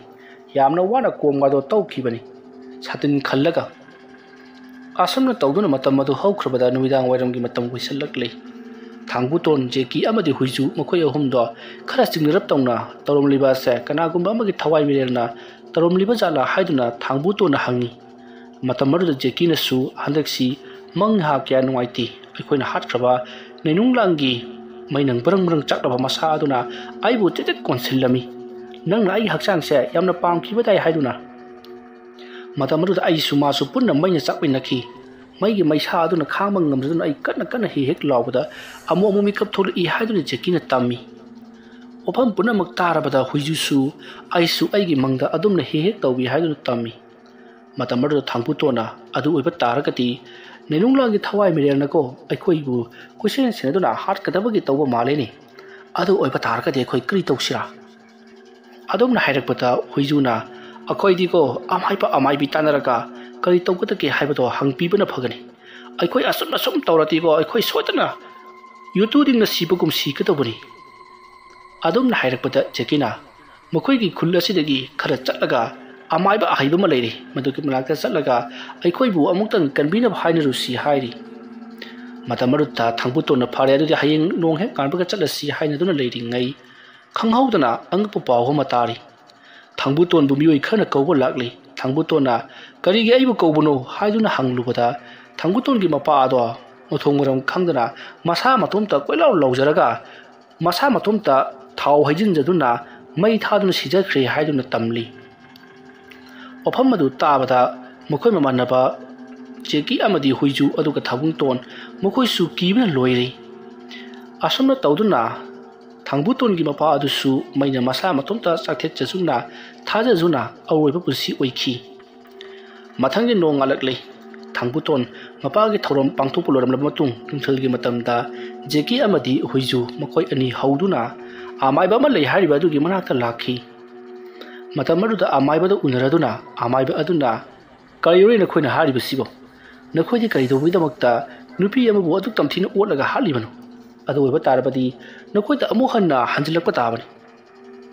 ꯃꯇꯝ ꯑꯗꯨꯗ ꯊꯥꯡꯕꯨꯇꯣꯟꯅ ꯑꯣꯌꯥ ꯑꯗꯨꯝꯅ ꯍꯥꯏꯕꯤꯒꯅꯨꯅꯤ ꯑꯩꯈꯣꯏꯁꯨꯀꯣ ꯁꯥꯎꯅꯤꯡꯕꯗꯒꯤ ꯇꯧꯈꯤꯕꯅꯤꯅꯤ ꯑꯗꯣ ꯑꯣꯌꯥꯅ ꯄꯤꯌꯨ ꯍꯥꯏꯕ ꯄꯩꯁꯥꯗꯣ ꯑꯩꯈꯣꯏ ꯄꯤꯔꯒꯦꯕ ꯑꯩꯈꯣꯏꯗꯀꯣ ꯃꯟꯇ꯭ꯔꯗꯨ ꯑꯃꯇꯪ ꯄꯤꯔꯣꯅꯦ ꯃꯁꯤꯒꯤ ꯅꯩꯅꯨꯡꯂꯥꯡꯅ ꯑꯩꯈꯣꯏꯕꯨ ꯁꯣꯛꯄ ꯄꯥꯏꯄ ꯊꯦꯡꯄ ꯍꯥꯠꯄ ꯉꯝꯇꯅꯕ ꯑꯗꯨꯝꯅ ꯍꯥꯏꯔꯒ ꯖꯦꯀꯤ ꯑꯃꯗꯤ ꯍꯨꯏꯖꯨ ꯊꯥꯡꯕꯨꯇꯣꯟ ꯑꯃꯥꯏꯕ ꯑꯗꯨꯗ ꯈꯨꯔꯨꯝꯂꯛꯂꯤ ꯃꯇꯝ ꯑꯗꯨꯗ ꯑꯃꯥꯏꯕ ꯑꯗꯨꯅ ꯐꯔꯦ ꯅꯈꯣꯏꯅ ꯀꯟꯅ ꯍꯥꯏꯔꯕꯅꯤꯅ ꯑꯩ ꯅꯈꯣꯏꯒꯤ ꯅꯁꯥꯗ ꯇꯤꯃꯨ ꯂꯥꯏꯃꯨꯅ ꯁꯣꯛꯄ ꯉꯝꯅꯅꯕ ꯖꯟꯇ꯭ꯔ ꯑꯃꯃꯝ ꯀꯤꯕꯤꯔꯒꯦ ꯇꯧꯕꯇꯕꯨ ꯖꯟꯇ꯭ꯔꯁꯦ ꯅꯈꯣꯏꯅ ꯀꯩꯗꯧꯅꯨꯡꯗ ꯂꯧꯊꯣꯛꯑꯣꯏꯗꯕꯅꯤ ꯊꯥꯗꯣꯛꯑꯣꯏꯗꯕꯅꯤ ꯀꯔꯤꯒꯨꯝꯕ ꯃꯁꯤꯕꯨ ꯍꯦꯛ ꯇꯥꯍꯧꯔꯕ ꯊꯋꯥꯏ ꯑꯗꯨꯅ ꯏꯂꯥꯏ ꯂꯥꯏꯅ ꯑꯗꯨꯝ ꯍꯥꯠꯈꯤꯒꯗꯧꯔꯤꯕꯅꯤꯀꯣ ꯑꯁꯨꯝꯅ ꯍꯥꯏꯔꯒ ꯖꯟꯇ꯭ꯔ ꯑꯃꯃꯝ ꯀꯤꯕꯤꯔꯛꯂꯤ ꯃꯗꯨꯒꯤ ꯃꯃꯜꯅ ꯂꯨꯄꯥ 30,000 ꯂꯧꯍꯧꯔꯤ ꯊꯥꯡꯕꯨꯇꯣꯟꯁꯨ ꯖꯟꯇ꯭ꯔ ꯑꯗꯨ ꯀꯤꯔꯕꯅꯤꯅ ꯀꯔꯤꯁꯨ ꯇꯧꯔꯔꯣꯏ ꯍꯥꯏꯗꯨꯅ ꯃꯌꯨꯝꯂꯣꯝꯗ ꯍꯟꯅꯔꯛꯂꯤ ꯖꯦꯀꯤ ꯑꯃꯗꯤ ꯍꯨꯏꯖꯨꯁꯨ ꯌꯥꯝꯅ ꯍꯔꯥꯎꯔꯤ ꯃꯇꯝ ꯑꯗꯨꯗ ꯊꯥꯡꯕꯨꯇꯣꯟꯅ ꯅꯈꯣꯏꯗꯤꯀꯣ ꯑꯩꯅꯀꯣ ꯖꯟꯇ꯭ꯔ ꯑꯃꯃꯝ ꯁꯤꯕꯤꯕꯅꯦ ꯑꯗꯨꯁꯨꯀꯣ ꯂꯨꯄꯥ 10,000 ꯅꯈꯣꯏꯗꯤꯀꯣ ꯐ꯭ꯔꯤꯗ ꯑꯩꯅ ꯄꯤꯖꯕꯁꯨ ꯆꯥꯕ ꯑꯗꯨꯒꯅꯦ ꯑꯩꯅ ꯌꯥꯝꯅ ꯄꯥꯝꯖꯕ ꯃꯁꯛ ꯌꯥꯝꯅ ꯐꯖꯕ ꯅꯩꯅꯨꯡꯂꯥꯡꯕꯨꯁꯨ ꯆꯥꯕ ꯑꯗꯨꯒ ꯑꯩꯉꯣꯟꯗꯒꯤ ꯑꯃꯨꯛꯁꯨ ꯖꯟꯇ꯭ꯔꯒꯤ ꯄꯩꯁꯥ ꯂꯧꯕ ꯅꯊꯋꯥꯏꯁꯨ ꯀꯟꯕꯤꯕ ꯑꯩꯅ ꯅꯨꯡꯉꯥꯏꯕꯁꯨ ꯄꯤꯕꯀꯣ ꯃꯇꯝ ꯑꯗꯨꯗ ꯖꯦꯀꯤꯅ ꯀꯔꯤ ꯋꯥ ꯑꯣꯏꯕ꯭ꯔꯅꯦ ꯊꯥꯡꯕꯨꯇꯣꯟ ꯅꯪꯅ ꯑꯩꯈꯣꯏꯗ ꯑꯁꯤꯒꯨꯝꯅ ꯍꯥꯏꯕꯗꯤ ꯌꯦꯡꯉꯨꯅꯦ ꯑꯩꯈꯣꯏꯅ ꯃꯇꯦꯡ ꯄꯥꯝꯗ꯭ꯔꯗꯤ ꯅꯪꯅ ꯀꯔꯤ ꯇꯧꯕ ꯉꯝꯒꯗ꯭ꯔꯥ ꯅꯤꯅꯨꯡꯂꯥꯡꯗ ꯑꯩꯈꯣꯏꯅ ꯆꯠꯊꯈꯤꯕ ꯊꯕꯛ ꯑꯗꯨ ꯅꯪꯅ ꯇꯣꯝꯇꯅ ꯇꯧꯕ ꯉꯝꯒꯗ꯭ꯔꯥ ꯑꯗꯨꯝꯅ ꯍꯥꯏꯔꯗꯤꯀꯣ ꯁꯦ ꯅꯪꯒꯤ ꯖꯟꯇ꯭ꯔꯗ ꯑꯩ ꯂꯧꯔꯣꯏ ꯑꯁꯨꯝꯅ ꯍꯥꯏꯔꯒ ꯖꯦꯀꯤ ꯖꯟꯇ꯭ꯔꯗꯣ ꯊꯥꯕꯨꯡꯇꯣꯟꯗ ꯂꯪꯁꯤꯜꯂꯝꯂꯒ ꯁꯥꯎꯅ ꯆꯠꯈꯤ ꯊꯥꯕꯨꯡꯇꯣꯟꯅ ꯖꯦꯀꯤꯕꯨ ꯈꯥꯝꯅꯕ ꯍꯣꯠꯅꯩ ꯑꯗꯨꯕꯨ ꯌꯥꯈꯤꯗ꯭ꯔꯦ ꯃꯇꯝ ꯑꯗꯨꯗ ꯍꯨꯏꯖꯨꯅꯁꯨ ꯑꯩꯅꯁꯨ ꯑꯇꯨꯛ ꯋꯥꯅ ꯍꯣꯠꯅꯕ ꯅꯪꯒꯤ ꯃꯔꯝꯗꯒꯤ ꯅꯤꯅꯨꯡꯂꯥꯡꯒꯤ ꯊꯋꯥꯏ ꯃꯤꯂꯟ ꯑꯩꯈꯣꯏꯕꯨ ꯃꯊꯪ ꯍꯥꯠꯄꯀꯣ ꯑꯗꯨꯒ ꯅꯪꯅ ꯑꯩꯈꯣꯏꯕꯨꯁꯨ ꯃꯤ ꯑꯣꯏꯅ ꯊꯥꯗꯕ ꯄꯩꯁꯥ ꯄꯨꯊꯣꯛꯄ ꯈꯔ ꯄꯤꯖꯕ ꯅꯪꯅ ꯊꯕꯛ ꯑꯣꯏꯅ ꯊꯥꯕ ꯑꯩꯈꯣꯏꯅ ꯍꯣꯠꯅꯈꯤꯕꯗꯣ ꯑꯩꯈꯣꯏꯒꯤ ꯀꯔꯤ ꯀꯥꯟꯅꯕ꯭ꯔꯥ ꯀꯔꯤꯁꯨ ꯀꯥꯟꯅꯕ ꯅꯠꯇꯦ ꯅꯪꯒ ꯄꯨꯟꯕꯗꯒꯤꯀꯣ ꯑꯩꯁꯦ ꯄꯨꯡꯃꯥꯡ ꯃꯥꯡꯕꯅꯦ ꯑꯩꯁꯦ ꯀ꯭ꯂꯥꯁ 10ꯇꯅꯦ ꯄꯣꯖꯤꯁꯟ ꯂꯧꯈꯤꯕ ꯃꯤꯅꯦ ꯅꯪꯒ ꯄꯥꯕꯗꯒꯤꯀꯣ ꯑꯩꯁꯦ ꯄꯨꯡꯉꯥꯎ ꯉꯥꯎꯔꯕꯅꯦ ꯄꯨꯡꯃꯥꯡ ꯃꯥꯡꯅꯕ ꯌꯨ ꯊꯛꯄꯁꯨ ꯅꯪꯅ ꯇꯝꯕꯤꯕꯅꯦ ꯍꯤꯗꯥꯛ ꯆꯥꯕꯁꯨ ꯅꯪꯅ ꯇꯝꯕꯤꯕꯅꯦ ꯅꯪꯗꯤ ꯌꯥꯝ ꯐꯠꯇꯕꯅꯦ ꯑꯩꯒꯤ ꯏꯃꯥꯅ ꯅꯪꯒ ꯄꯨꯟꯒꯅꯨ ꯍꯥꯏꯕ ꯑꯩꯅ ꯌꯥꯈꯤꯗꯕ ꯑꯗꯨꯅ ꯉꯁꯤꯗꯤꯀꯣ ꯊꯋꯥꯏ ꯌꯥꯝꯅ ꯑꯩꯕꯨ ꯍꯥꯠꯀꯗꯕꯒꯤ ꯀꯣꯏꯇꯥꯟ ꯇꯥꯟꯅꯕ ꯃꯤꯔꯣꯠ ꯑꯣꯏꯕꯅꯤꯅꯦ ꯅꯪꯗꯤ ꯌꯥꯝ ꯐꯠꯇꯕꯅꯦ ꯉꯁꯥꯏ ꯃꯥꯏꯕꯅ ꯍꯥꯏꯕꯗꯣ ꯑꯩ ꯌꯥꯝ ꯏꯀꯥꯏꯕꯅꯤꯅꯦ ꯑꯁꯨꯝꯅ ꯍꯥꯏꯔꯝꯂꯒ ꯍꯨꯏꯖꯨꯁꯨ ꯖꯟꯇ꯭ꯔꯗꯣ ꯂꯧꯊꯣꯛꯂꯒ ꯅꯪꯅ ꯄꯤꯕ ꯖꯟꯇ꯭ꯔꯁꯦ ꯑꯩ ꯁꯤꯕꯤꯔꯣꯏ ꯑꯁꯨꯝꯅ ꯍꯥꯏꯔꯒ ꯂꯪꯁꯤꯜꯂꯝꯂꯒ ꯍꯨꯏꯖꯨ ꯌꯥꯝꯅ ꯁꯥꯎꯅ ꯆꯠꯈ꯭ꯔꯦ ꯊꯥꯡꯕꯨꯇꯣꯟ ꯃꯍꯥꯛꯀꯤ ꯑꯁꯣꯏꯕ ꯋꯥꯍꯩ ꯑꯃꯅ ꯃꯔꯨꯞ ꯀꯥꯏꯅꯔꯦ ꯈꯜꯂꯨꯕꯗ ꯃꯍꯥꯛ ꯇꯁꯦꯡꯅ ꯀꯤꯈꯤ ꯅꯥꯀꯜ ꯑꯃꯔꯣꯝꯗꯅ ꯖꯦꯀꯤ ꯑꯃꯗꯤ ꯍꯨꯏꯖꯨꯁꯨ ꯃꯌꯨꯝꯗ ꯍꯜꯂꯛꯇꯨꯅ ꯊꯥꯕꯨꯡꯇꯣꯟꯕꯨ ꯌꯥꯝꯅ ꯁꯥꯎꯈꯤ ꯊꯥꯕꯨꯡꯇꯣꯟꯅ ꯃꯈꯣꯏ ꯑꯁꯤꯕꯨ ꯍꯨꯏ ꯂꯣꯏꯕꯒꯨꯝ ꯂꯣꯏꯔꯝꯂꯦ ꯉꯁꯤꯇꯃꯛ ꯈꯪꯂꯦ ꯍꯥꯏꯗꯨꯅ ꯃꯈꯣꯏ ꯌꯥꯝꯅ ꯄꯦꯟꯅꯈꯤꯗꯦ ꯖꯦꯀꯤ ꯑꯃꯗꯤ ꯍꯨꯏꯖꯨꯅ ꯊꯥꯕꯨꯡꯇꯣꯟꯅ ꯍꯥꯏꯔꯤꯕ ꯃꯈꯩ ꯏꯜꯂꯨꯔꯤꯕ ꯑꯗꯨꯗꯤ ꯃꯈꯣꯏꯒꯤ ꯊꯥꯕꯨꯡꯇꯣꯟꯒꯤ ꯑꯆꯥꯟꯕ ꯍꯨꯏ ꯑꯣꯏꯔꯝꯂꯦ ꯍꯥꯏꯗꯨꯅ ꯃꯈꯣꯏꯗꯤ ꯇꯁꯦꯡꯅꯃꯛꯀꯤ ꯃꯔꯨꯞ ꯑꯃꯒꯤ ꯃꯇꯦꯡ ꯄꯥꯡꯂꯤꯕꯅꯤ ꯈꯟꯗꯨꯅ ꯑꯐꯕꯕꯨ ꯑꯣꯏꯒꯦꯔꯥ ꯐꯠꯇꯕꯕꯨ ꯑꯣꯏꯒꯦꯔꯥ ꯄꯥꯡꯊꯣꯛꯈꯤꯕꯅꯤ ꯊꯥꯕꯨꯡꯇꯣꯟꯅ ꯏꯅꯥꯛ ꯀꯩꯔꯥ ꯈꯨꯟꯕ ꯏꯃꯨꯡꯒꯤ ꯃꯆꯥ ꯑꯃ ꯑꯣꯏꯕꯅꯤꯅ ꯃꯥꯅ ꯈꯔ ꯄꯤꯖ ꯄꯤꯊꯛ ꯇꯧꯕꯒꯤ ꯋꯥꯅꯤ ꯃꯔꯝ ꯑꯗꯨꯅꯕꯨ ꯊꯥꯕꯨꯡꯇꯣꯟꯒꯤ ꯊꯕꯛꯇ ꯃꯈꯣꯏꯅ ꯆꯣꯡꯁꯤꯟꯗꯨꯅ ꯌꯥꯎꯔꯤꯕꯅꯤ ꯑꯗꯨꯒ ꯊꯥꯕꯨꯡꯇꯣꯟꯅꯗꯤ ꯃꯈꯣꯏꯕꯨ ꯃꯔꯨꯞ ꯑꯃꯅꯤ ꯈꯜꯂꯝꯗ꯭ꯔꯤ ꯃꯥꯅ ꯂꯣꯏꯕ ꯍꯨꯏ ꯑꯃꯒꯨꯝ ꯈꯜꯂꯝꯂꯦ ꯍꯥꯏꯗꯨꯅ ꯖꯦꯀꯤ ꯑꯃꯗꯤ ꯍꯨꯏꯖꯨ ꯌꯥꯝꯅ ꯁꯥꯎꯈꯤ ꯃꯁꯤꯒꯤ ꯃꯇꯨꯡ ꯅꯨꯃꯤꯗꯥꯡ ꯑꯣꯏꯁꯤꯟꯈ꯭ꯔꯦ ꯖꯦꯀꯤ ꯑꯃꯗꯤ ꯍꯨꯏꯖꯨ ꯖꯟꯇ꯭ꯔꯗꯣ ꯂꯪꯊꯣꯛꯂꯨꯔꯕ ꯃꯇꯨꯡꯗ ꯍꯧꯖꯤꯛꯇ ꯀꯤꯔꯛꯂꯤ ꯍꯥꯏꯕꯒ ꯇꯧꯕꯒ ꯖꯦꯀꯤꯒꯤ ꯃꯌꯨꯝꯗ ꯅꯨꯄꯤ ꯑꯃꯒꯤ ꯈꯣꯟꯖꯦꯜꯗ ꯁꯨꯠ ꯀꯞꯄꯒꯤ ꯈꯣꯟꯖꯦꯜ ꯇꯥꯔꯛꯂꯤ ꯊꯣꯛꯈꯤꯕ ꯂꯥꯟꯖꯥꯎ ꯑꯗꯨꯗ ꯖꯦꯀꯤ ꯑꯃꯗꯤ ꯍꯨꯏꯖꯨꯒꯤꯁꯨ ꯃꯈꯣꯏꯒꯤ ꯏꯃꯨꯡ ꯃꯅꯨꯡ ꯂꯣꯏꯅꯃꯛ ꯇꯥꯛꯅ ꯇꯨꯝꯅ ꯁꯤꯈ꯭ꯔꯕꯅꯤ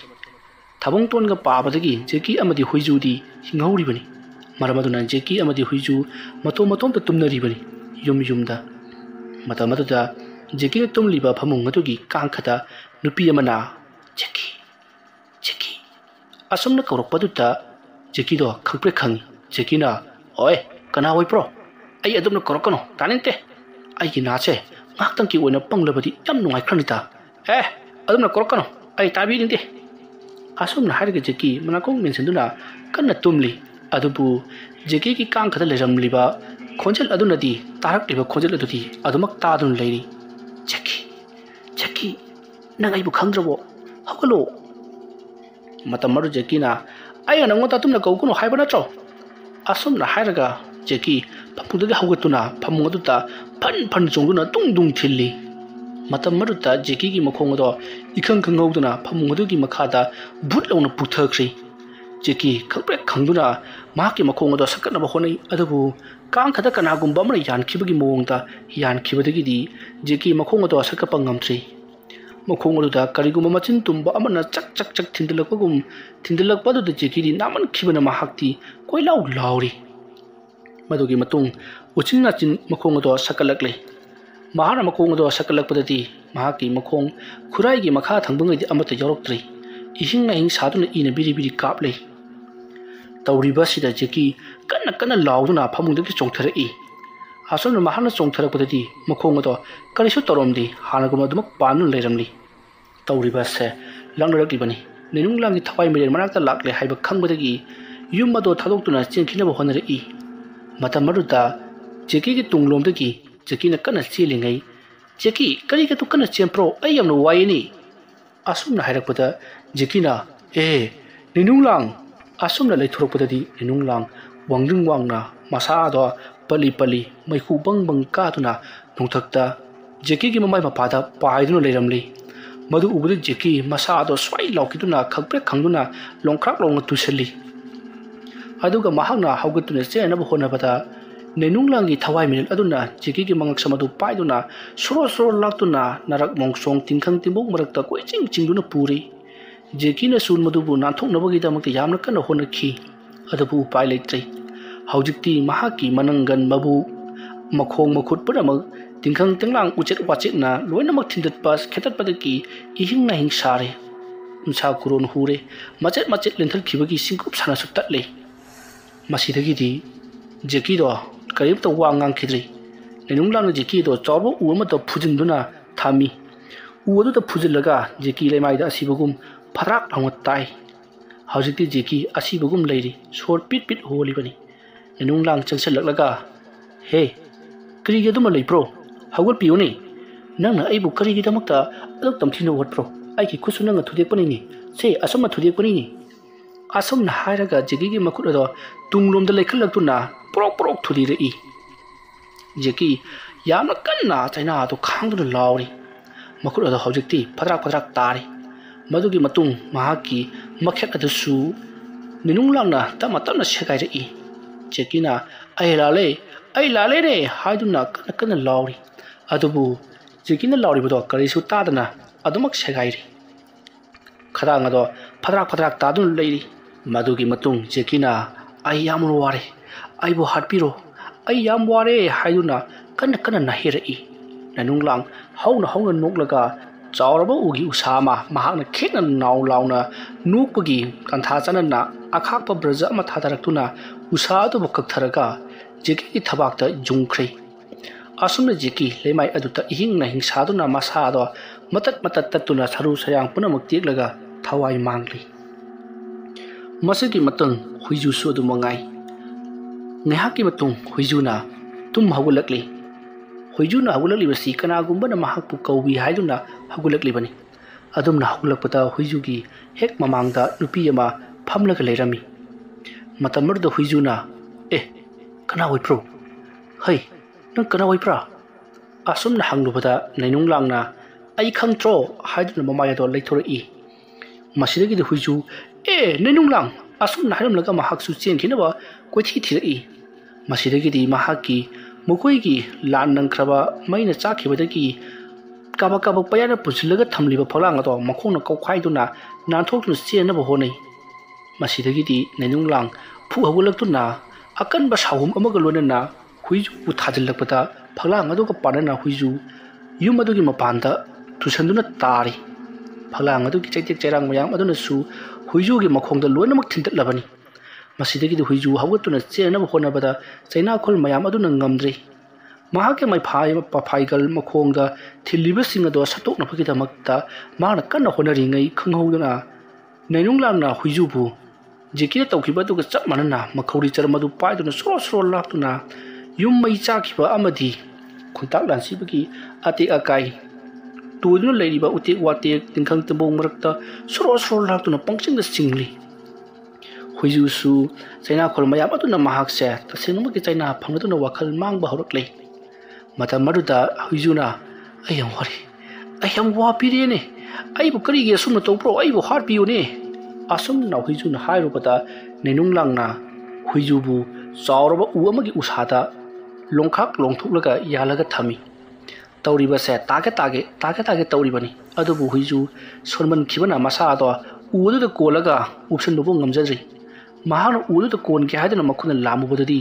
mahake makul ki sayengda gina khusa phawba umsa amata yaromdri loina makhok tok tuna leramle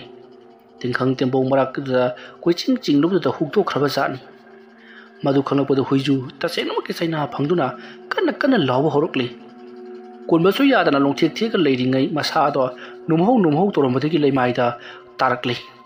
leimaida mahana tarakpadu da masa soi lauki lemai yorokpada mahaki mathapaki saru tekle amati khuru ki saru tekle phaigan ge saru tekle kamya gi ningong gi saru ayam tekle chaina khol mayam sin huiju longthok pasung ngamda upsalaga kana lauri bani masa dusu yang lauduna chaina khol phangli chaina khol mayam asi khangda huiju lawuna tara karisu upai leiti lawudusu kana lawang ngamdri matamaruda nainunglang tamna changsilai huijuna nainunglang ai yam nangoda laleba ai bo amta ngakpiyo nainunglang kari gi dum sawpro asum na hairu bada nainunglang na ai gi kari gi sawkatra asum na hairu ka makhong do paiduna leimai dagi nungthak lomda jara uodu ka panana singkhali adugi matungda amuk jungna thadarak patati huijudo makokna sujinduna mangak tektuna khap singduna mamit mana punamak ngangsang ngangsinduna khudak adada sire masigi matung nenung langna thabung ton bu thirakli adubu thabung ton di thiba adumak phangkhire maramdi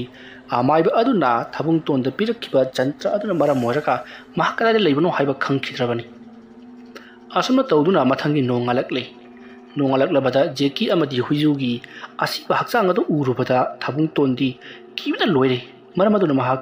khulla si thaduk laga chkhitaba yararoi haiduna khulla se thaduk lamlaga mahak ti adumak chkhri hariba numit asidagi thabung ton bu hat pangamdana ngasi phauba leirkhibani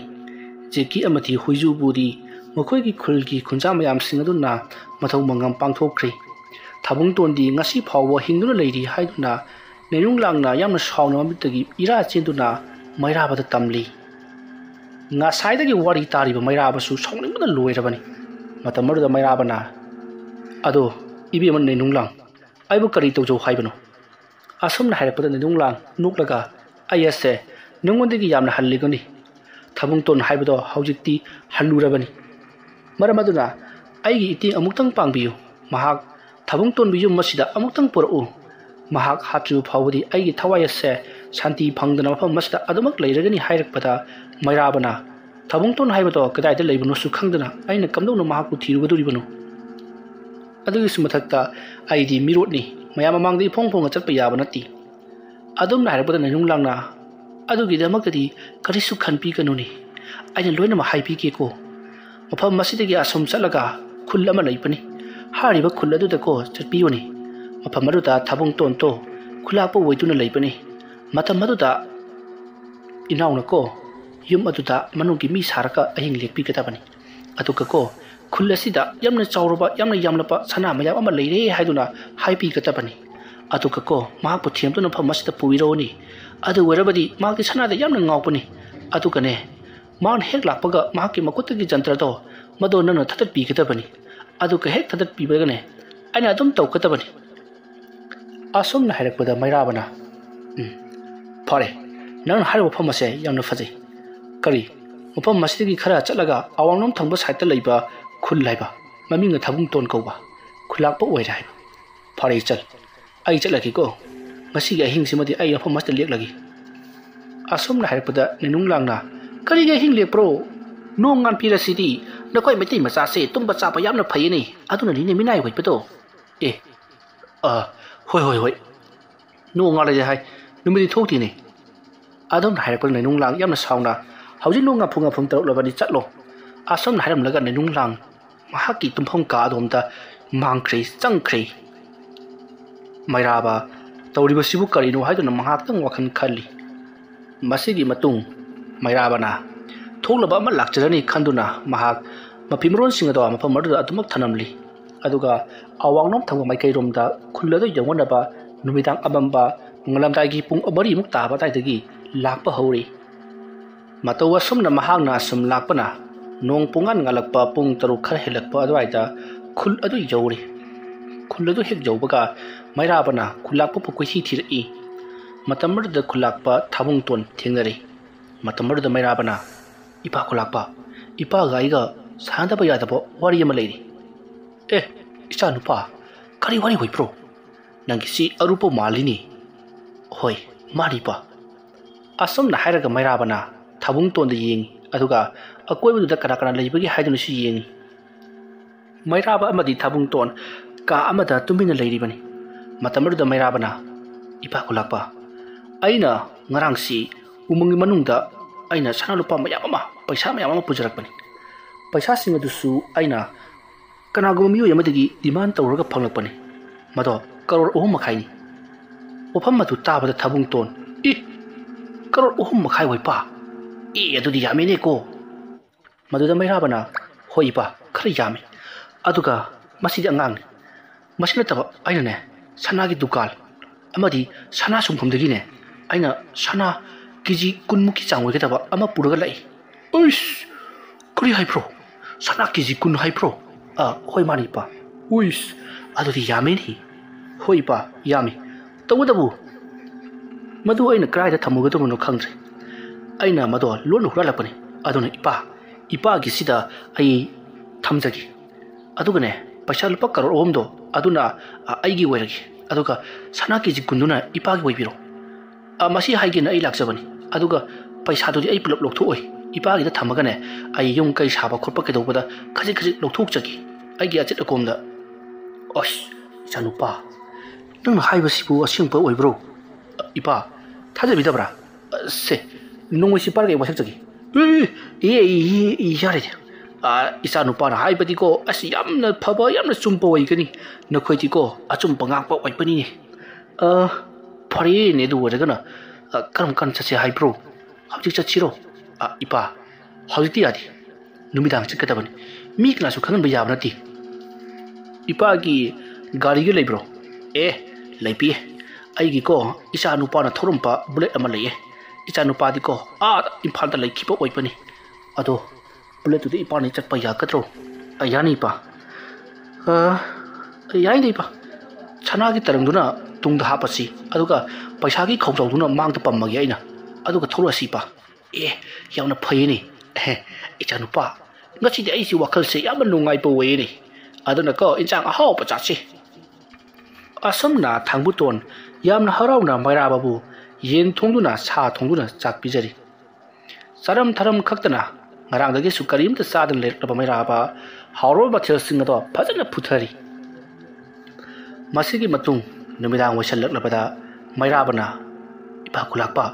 ꯍꯧꯖꯤꯛ ꯆꯠꯄ ꯌꯥꯔꯅꯤ ꯑꯗꯣ ꯏꯄꯥ ꯈꯨꯂꯥꯛꯄ ꯀꯅꯥꯝꯇꯗ ꯍꯥꯏꯗꯣꯛꯄ ꯌꯥꯗꯦꯀꯣ ꯃꯁꯤ ꯏꯄꯥꯗ ꯍꯦꯛ ꯍꯥꯏꯗꯣꯛꯂꯨꯕꯗ police ꯂꯥꯛꯀꯗꯧꯔꯤꯕꯅꯤ ꯏꯆꯥꯅꯨꯄꯥ ꯑꯩ ꯀꯅꯥꯇꯁꯨ ꯍꯥꯏꯗꯣꯛꯄꯤꯔꯣꯏꯀꯣ ꯑꯩꯁꯦ ꯈꯨꯂꯥꯛꯄꯅꯤꯅꯦ ꯈꯨꯂꯥꯛꯄ ꯌꯥꯝꯅ ꯁꯤꯡꯄ ꯑꯣꯏꯕꯅꯤꯅꯦ ꯑꯩꯁꯤꯀꯣ ꯍꯣꯏ ꯏꯄꯥ ꯆꯠꯅꯕ ꯇꯧꯔꯁꯤ ꯑꯁꯨꯝꯅ ꯍꯥꯏꯔꯗꯨꯅ ꯊꯥꯕꯨꯡꯇꯣꯟꯅ ꯃꯍꯥꯛꯀꯤ ꯅꯨꯄꯤꯗ ꯐꯥꯎꯕ ꯍꯥꯏꯗꯣꯛꯇꯕ ꯃꯈꯩ ꯃꯩꯔꯥꯕꯒ ꯂꯣꯏꯅꯅ ꯒꯥꯔꯤ ꯕꯨꯂꯦꯠ ꯑꯗꯣ ꯊꯧꯗꯨꯅ ꯎꯃꯪ ꯑꯗꯨ ꯇꯝꯅ ꯂꯥꯛꯂꯤ ꯑꯊꯥꯞꯄꯗ ꯃꯩꯔꯥꯕꯅ ꯊꯥꯕꯨꯡꯇꯣꯟꯕꯨ ꯄꯨꯔꯒ ꯂꯥꯛꯄꯗꯨ ꯎꯕꯗ ꯅꯦꯅꯨꯡꯂꯥꯡꯗꯤ ꯍꯔꯥꯎꯅ ꯎꯃꯪ ꯑꯗꯨꯗ ꯈꯦꯡꯅ ꯅꯣꯛꯂꯤ ꯉꯁꯤꯗꯤ ꯑꯩꯒꯤ ꯅꯤꯡꯕ ꯊꯨꯡꯂꯅꯤ ꯑꯩꯅ ꯃꯇꯝ ꯀꯌꯥꯗꯒꯤ ꯉꯥꯏꯖꯔꯛꯄ ꯃꯤꯑꯣꯏ ꯂꯥꯛꯂꯦ ꯍꯥꯏꯗꯨꯅ ꯍꯔꯥꯎꯅ ꯖꯒꯣꯏ ꯁꯥꯔꯤ ꯎꯃꯪ ꯑꯗꯨ ꯌꯧꯁꯜꯂꯛꯄꯗ ꯊꯥꯕꯨꯡꯇꯣꯟ ꯃꯁꯥꯗ ꯀꯔꯤꯒꯨꯝꯕ ꯍꯥꯏꯐꯝ ꯈꯪꯗꯕ ꯆꯤꯡꯅꯕ ꯑꯃꯗꯤ ꯐꯥꯎꯏ ꯇꯧꯕꯇꯕꯨ ꯊꯥꯕꯨꯡꯇꯣꯟꯅ ꯎꯃꯪ ꯑꯗꯨ ꯊꯥꯗꯣꯛꯂꯝꯂꯒ ꯍꯥꯏꯕꯗꯤ ꯈꯨꯜ ꯑꯗꯨ ꯊꯥꯗꯣꯛꯂꯝꯂꯒ ꯆꯠꯈ꯭ꯔꯕ ꯃꯇꯨꯡ ꯆꯍꯤ 25-30ꯒꯤ ꯃꯇꯨꯡꯗ ꯊꯦꯡꯅꯕ ꯎꯃꯪ ꯑꯣꯏꯕꯅꯤꯅ ꯑꯇꯣꯞꯄ ꯎꯃꯪ ꯑꯃ ꯃꯥꯜꯂꯤ ꯁꯣꯡꯖꯜꯂꯤ ꯀꯔꯤꯝꯇ ꯂꯩꯔꯝꯗ꯭ꯔꯕꯅꯤ ꯃꯔꯝ ꯑꯗꯨꯅ ꯑꯍꯜꯒꯤ ꯑꯣꯏꯁꯤꯜꯂꯛꯄꯒ ꯈꯔ ꯃꯈꯩꯗꯤ ꯀꯥꯎꯔꯕꯅꯤ ꯑꯗꯨꯕꯨ ꯆꯤꯡꯅꯕ ꯑꯃꯗꯤ ꯑꯗꯨꯃꯛ ꯐꯥꯎꯗꯨꯅ ꯂꯥꯛꯂꯤꯕꯅꯤ ꯃꯁꯤꯗꯒꯤꯗꯤ ꯃꯩꯔꯥꯕꯅ ꯊꯨꯅ ꯌꯥꯡꯅ ꯒꯥꯔꯤ ꯑꯗꯣ ꯎꯃꯪ ꯑꯗꯨꯒꯤ ꯃꯅꯨꯡꯗ ꯊꯧꯖꯤꯜꯂꯛꯂꯤ ꯍꯧꯖꯤꯛꯀꯤ ꯅꯨꯃꯤꯠ ꯄꯨꯡꯇꯥ ꯇꯥꯔꯕꯅꯤ ꯃꯇꯝ ꯑꯗꯨꯗ ꯃꯩꯔꯥꯕꯅ ꯏꯄꯥ ꯀꯅꯥ ꯎꯕꯒ ꯌꯦꯡꯉꯨꯅꯤ ꯏꯆꯥꯅꯨꯄꯥ ꯀꯅꯥꯁꯨ ꯎꯗꯦ ꯑꯗꯨꯗ ꯏꯄꯥ ꯑꯗ ꯀꯩꯗꯧꯔꯒꯦ ꯑꯁ ꯅꯪꯒꯤ ꯃꯐꯝꯁꯦ ꯑꯩ ꯌꯥꯝꯅ ꯍꯩꯅꯇꯤꯅꯤ ꯑꯩꯒꯤ ꯏꯁꯥꯗꯀꯣ ꯀꯔꯤꯒꯨꯝꯕ ꯑꯃ ꯑꯩꯉꯣꯟꯗ ꯐꯥꯎꯕꯀꯣ ꯀꯛ ꯊꯤꯟꯄꯒꯨꯝꯕ ꯑꯃ ꯇꯧꯋꯤꯅꯦ ꯑꯁ ꯏꯄꯥ ꯑꯗꯨꯒꯨꯝꯕꯗ ꯀꯔꯤꯝꯇ ꯈꯜꯂꯨꯔꯅꯨ ꯁꯤ ꯂꯥꯛꯑꯣ ꯏꯃꯨꯡ ꯆꯪꯉꯁꯤ ꯑꯗꯨꯒꯅꯦ ꯊꯥꯡꯇꯣꯔꯁꯤ ꯑꯗꯨꯒꯅꯦ ꯆꯠꯅꯕ ꯇꯧꯁꯤ ꯄꯨꯂꯤꯁꯀ ꯊꯣꯝꯖꯤꯜꯂꯛꯂꯕꯗꯤ ꯁꯣꯏꯗꯅ ꯐꯥꯔꯅꯤ ꯑꯗꯨꯝꯅ ꯍꯥꯏꯔꯛꯄꯗ ꯊꯥꯕꯨꯡꯇꯣꯟꯅ ꯍꯣꯏꯌꯦꯅꯦ ꯑꯩꯁꯨ ꯁꯤꯗꯀꯣ ꯌꯥꯝꯅ ꯂꯨꯀꯨꯏꯅ ꯂꯩꯅꯤꯡꯗꯕ ꯑꯣꯏꯌꯦꯅꯦ ꯂꯥꯛꯑꯣ ꯑꯁꯨꯝꯅ ꯍꯥꯏꯔꯒ ꯏꯃꯨꯡꯗ ꯊꯥꯕꯨꯡꯇꯣꯟ ꯍꯥꯟꯅ ꯆꯪꯍꯟꯈꯤ ꯑꯁꯨꯝꯅ ꯊꯥꯕꯨꯡꯇꯣꯟ ꯏꯃꯨꯡꯗ ꯍꯦꯛ ꯆꯪꯈꯤꯕꯒ ꯃꯩꯔꯥꯕꯅ ꯊꯥꯕꯨꯡꯇꯣꯟꯒꯤ ꯃꯈꯨꯠꯇ ꯀꯤꯔꯤꯕ ꯖꯟꯇ꯭ꯔꯥꯗꯣ ꯇꯥꯞ ꯄꯥꯏꯗꯨꯅ ꯈꯪꯆꯤꯡ ꯆꯤꯡꯕꯗ ꯇꯠꯈ꯭ꯔꯦ ꯃꯇꯝ ꯀꯨꯏꯅ ꯀꯤꯔꯛꯂꯕ ꯖꯟꯇ꯭ꯔ ꯑꯣꯏꯕꯅꯤꯅ ꯈꯪꯆꯤꯡ ꯆꯤꯡꯕꯗ ꯑꯗꯨꯃꯛ ꯇꯠꯂꯕꯅꯤ ꯊꯥꯕꯨꯡꯇꯣꯟ ꯀꯔꯤ ꯑꯣꯏꯕ꯭ꯔꯥ ꯅꯪꯅ ꯇꯧꯕꯁꯤꯕꯨ ꯏꯆꯥꯅꯨꯄꯥ ꯍꯥꯏꯗꯨꯅ ꯂꯥꯎꯍꯧꯔꯤ ꯃꯁꯤꯗꯒꯤꯗꯤ ꯃꯩꯔꯥꯕꯅ ꯊꯣꯡ ꯑꯗꯣ ꯀꯔꯛ ꯂꯣꯟꯁꯤꯟꯈ꯭ꯔꯦ ꯃꯄꯥꯟꯗ ꯃꯗꯨꯒꯤ ꯃꯇꯨꯡ ꯃꯩꯔꯥꯕ ꯇꯧꯔꯤꯕꯁꯦ ꯍꯩꯅꯗꯦ ꯍꯥꯏꯗꯨꯅ ꯃꯍꯥꯛꯇꯤ ꯒꯥꯔꯤ ꯑꯗꯨ ꯊꯧꯗꯣꯛꯇꯨꯅ ꯎꯃꯪ ꯑꯗꯨꯒꯤ ꯋꯥꯡꯃꯗ ꯇꯨꯃꯤꯟꯅ ꯎꯡꯂꯒ ꯐꯝꯂꯒ ꯂꯩꯔꯤ ꯃꯅꯨꯡ ꯑꯗꯨꯗ ꯊꯥꯕꯨꯡꯇꯣꯟꯅ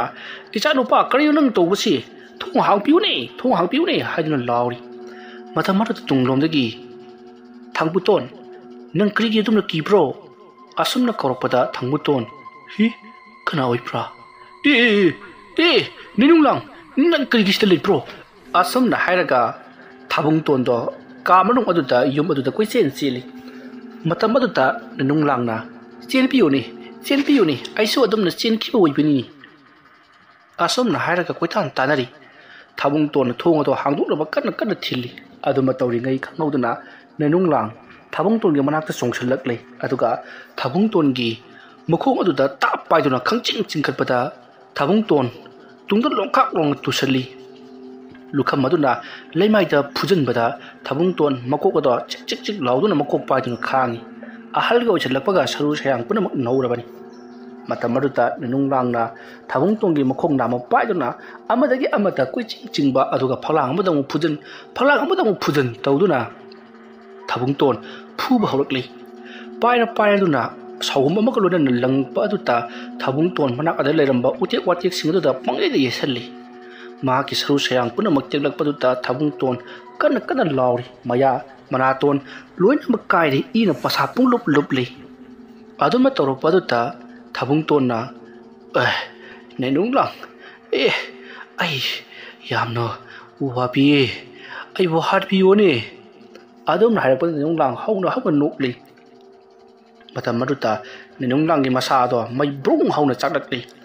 madu ubada thabung ton mamit laukthok tuna nang togidu kari wai pro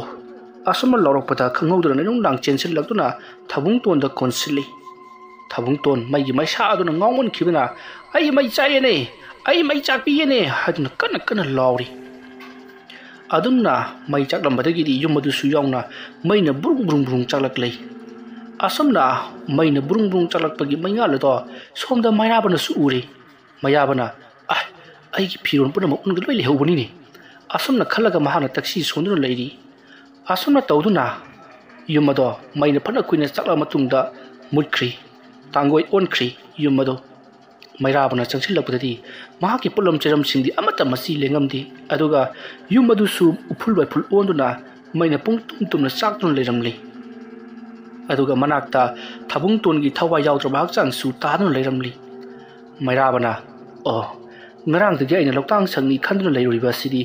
tasinoma ke leibajat natedana aigi mitta panguda ubani dana phare mafam ma tuklaga ai thuna yang chalo daba yararoi asumna chakhi ke torokpada nenunglang gi thawai mirel ado thorakle aduga inaw aigi iteng pangpi pa ai yam nungai rene ko asumna haraga nenunglang kaplaga ai hojikti aigi thawai ase santi phangle aduna aisu leram lenda hanpi khage nangsu nange maikai da naning tamna chakpi yone ko haiduna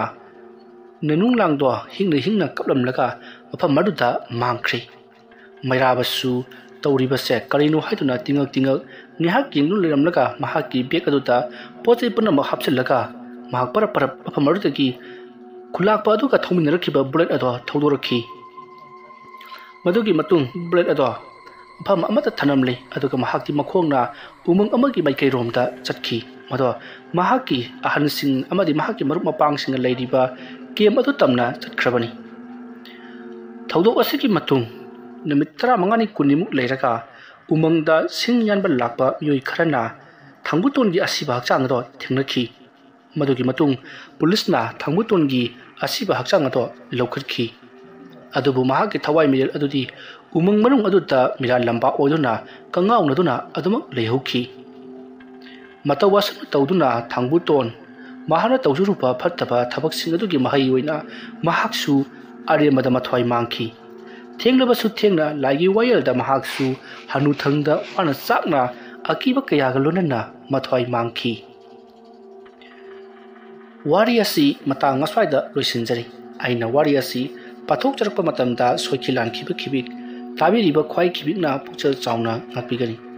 mayambu aroibada amuka hanna khurumjari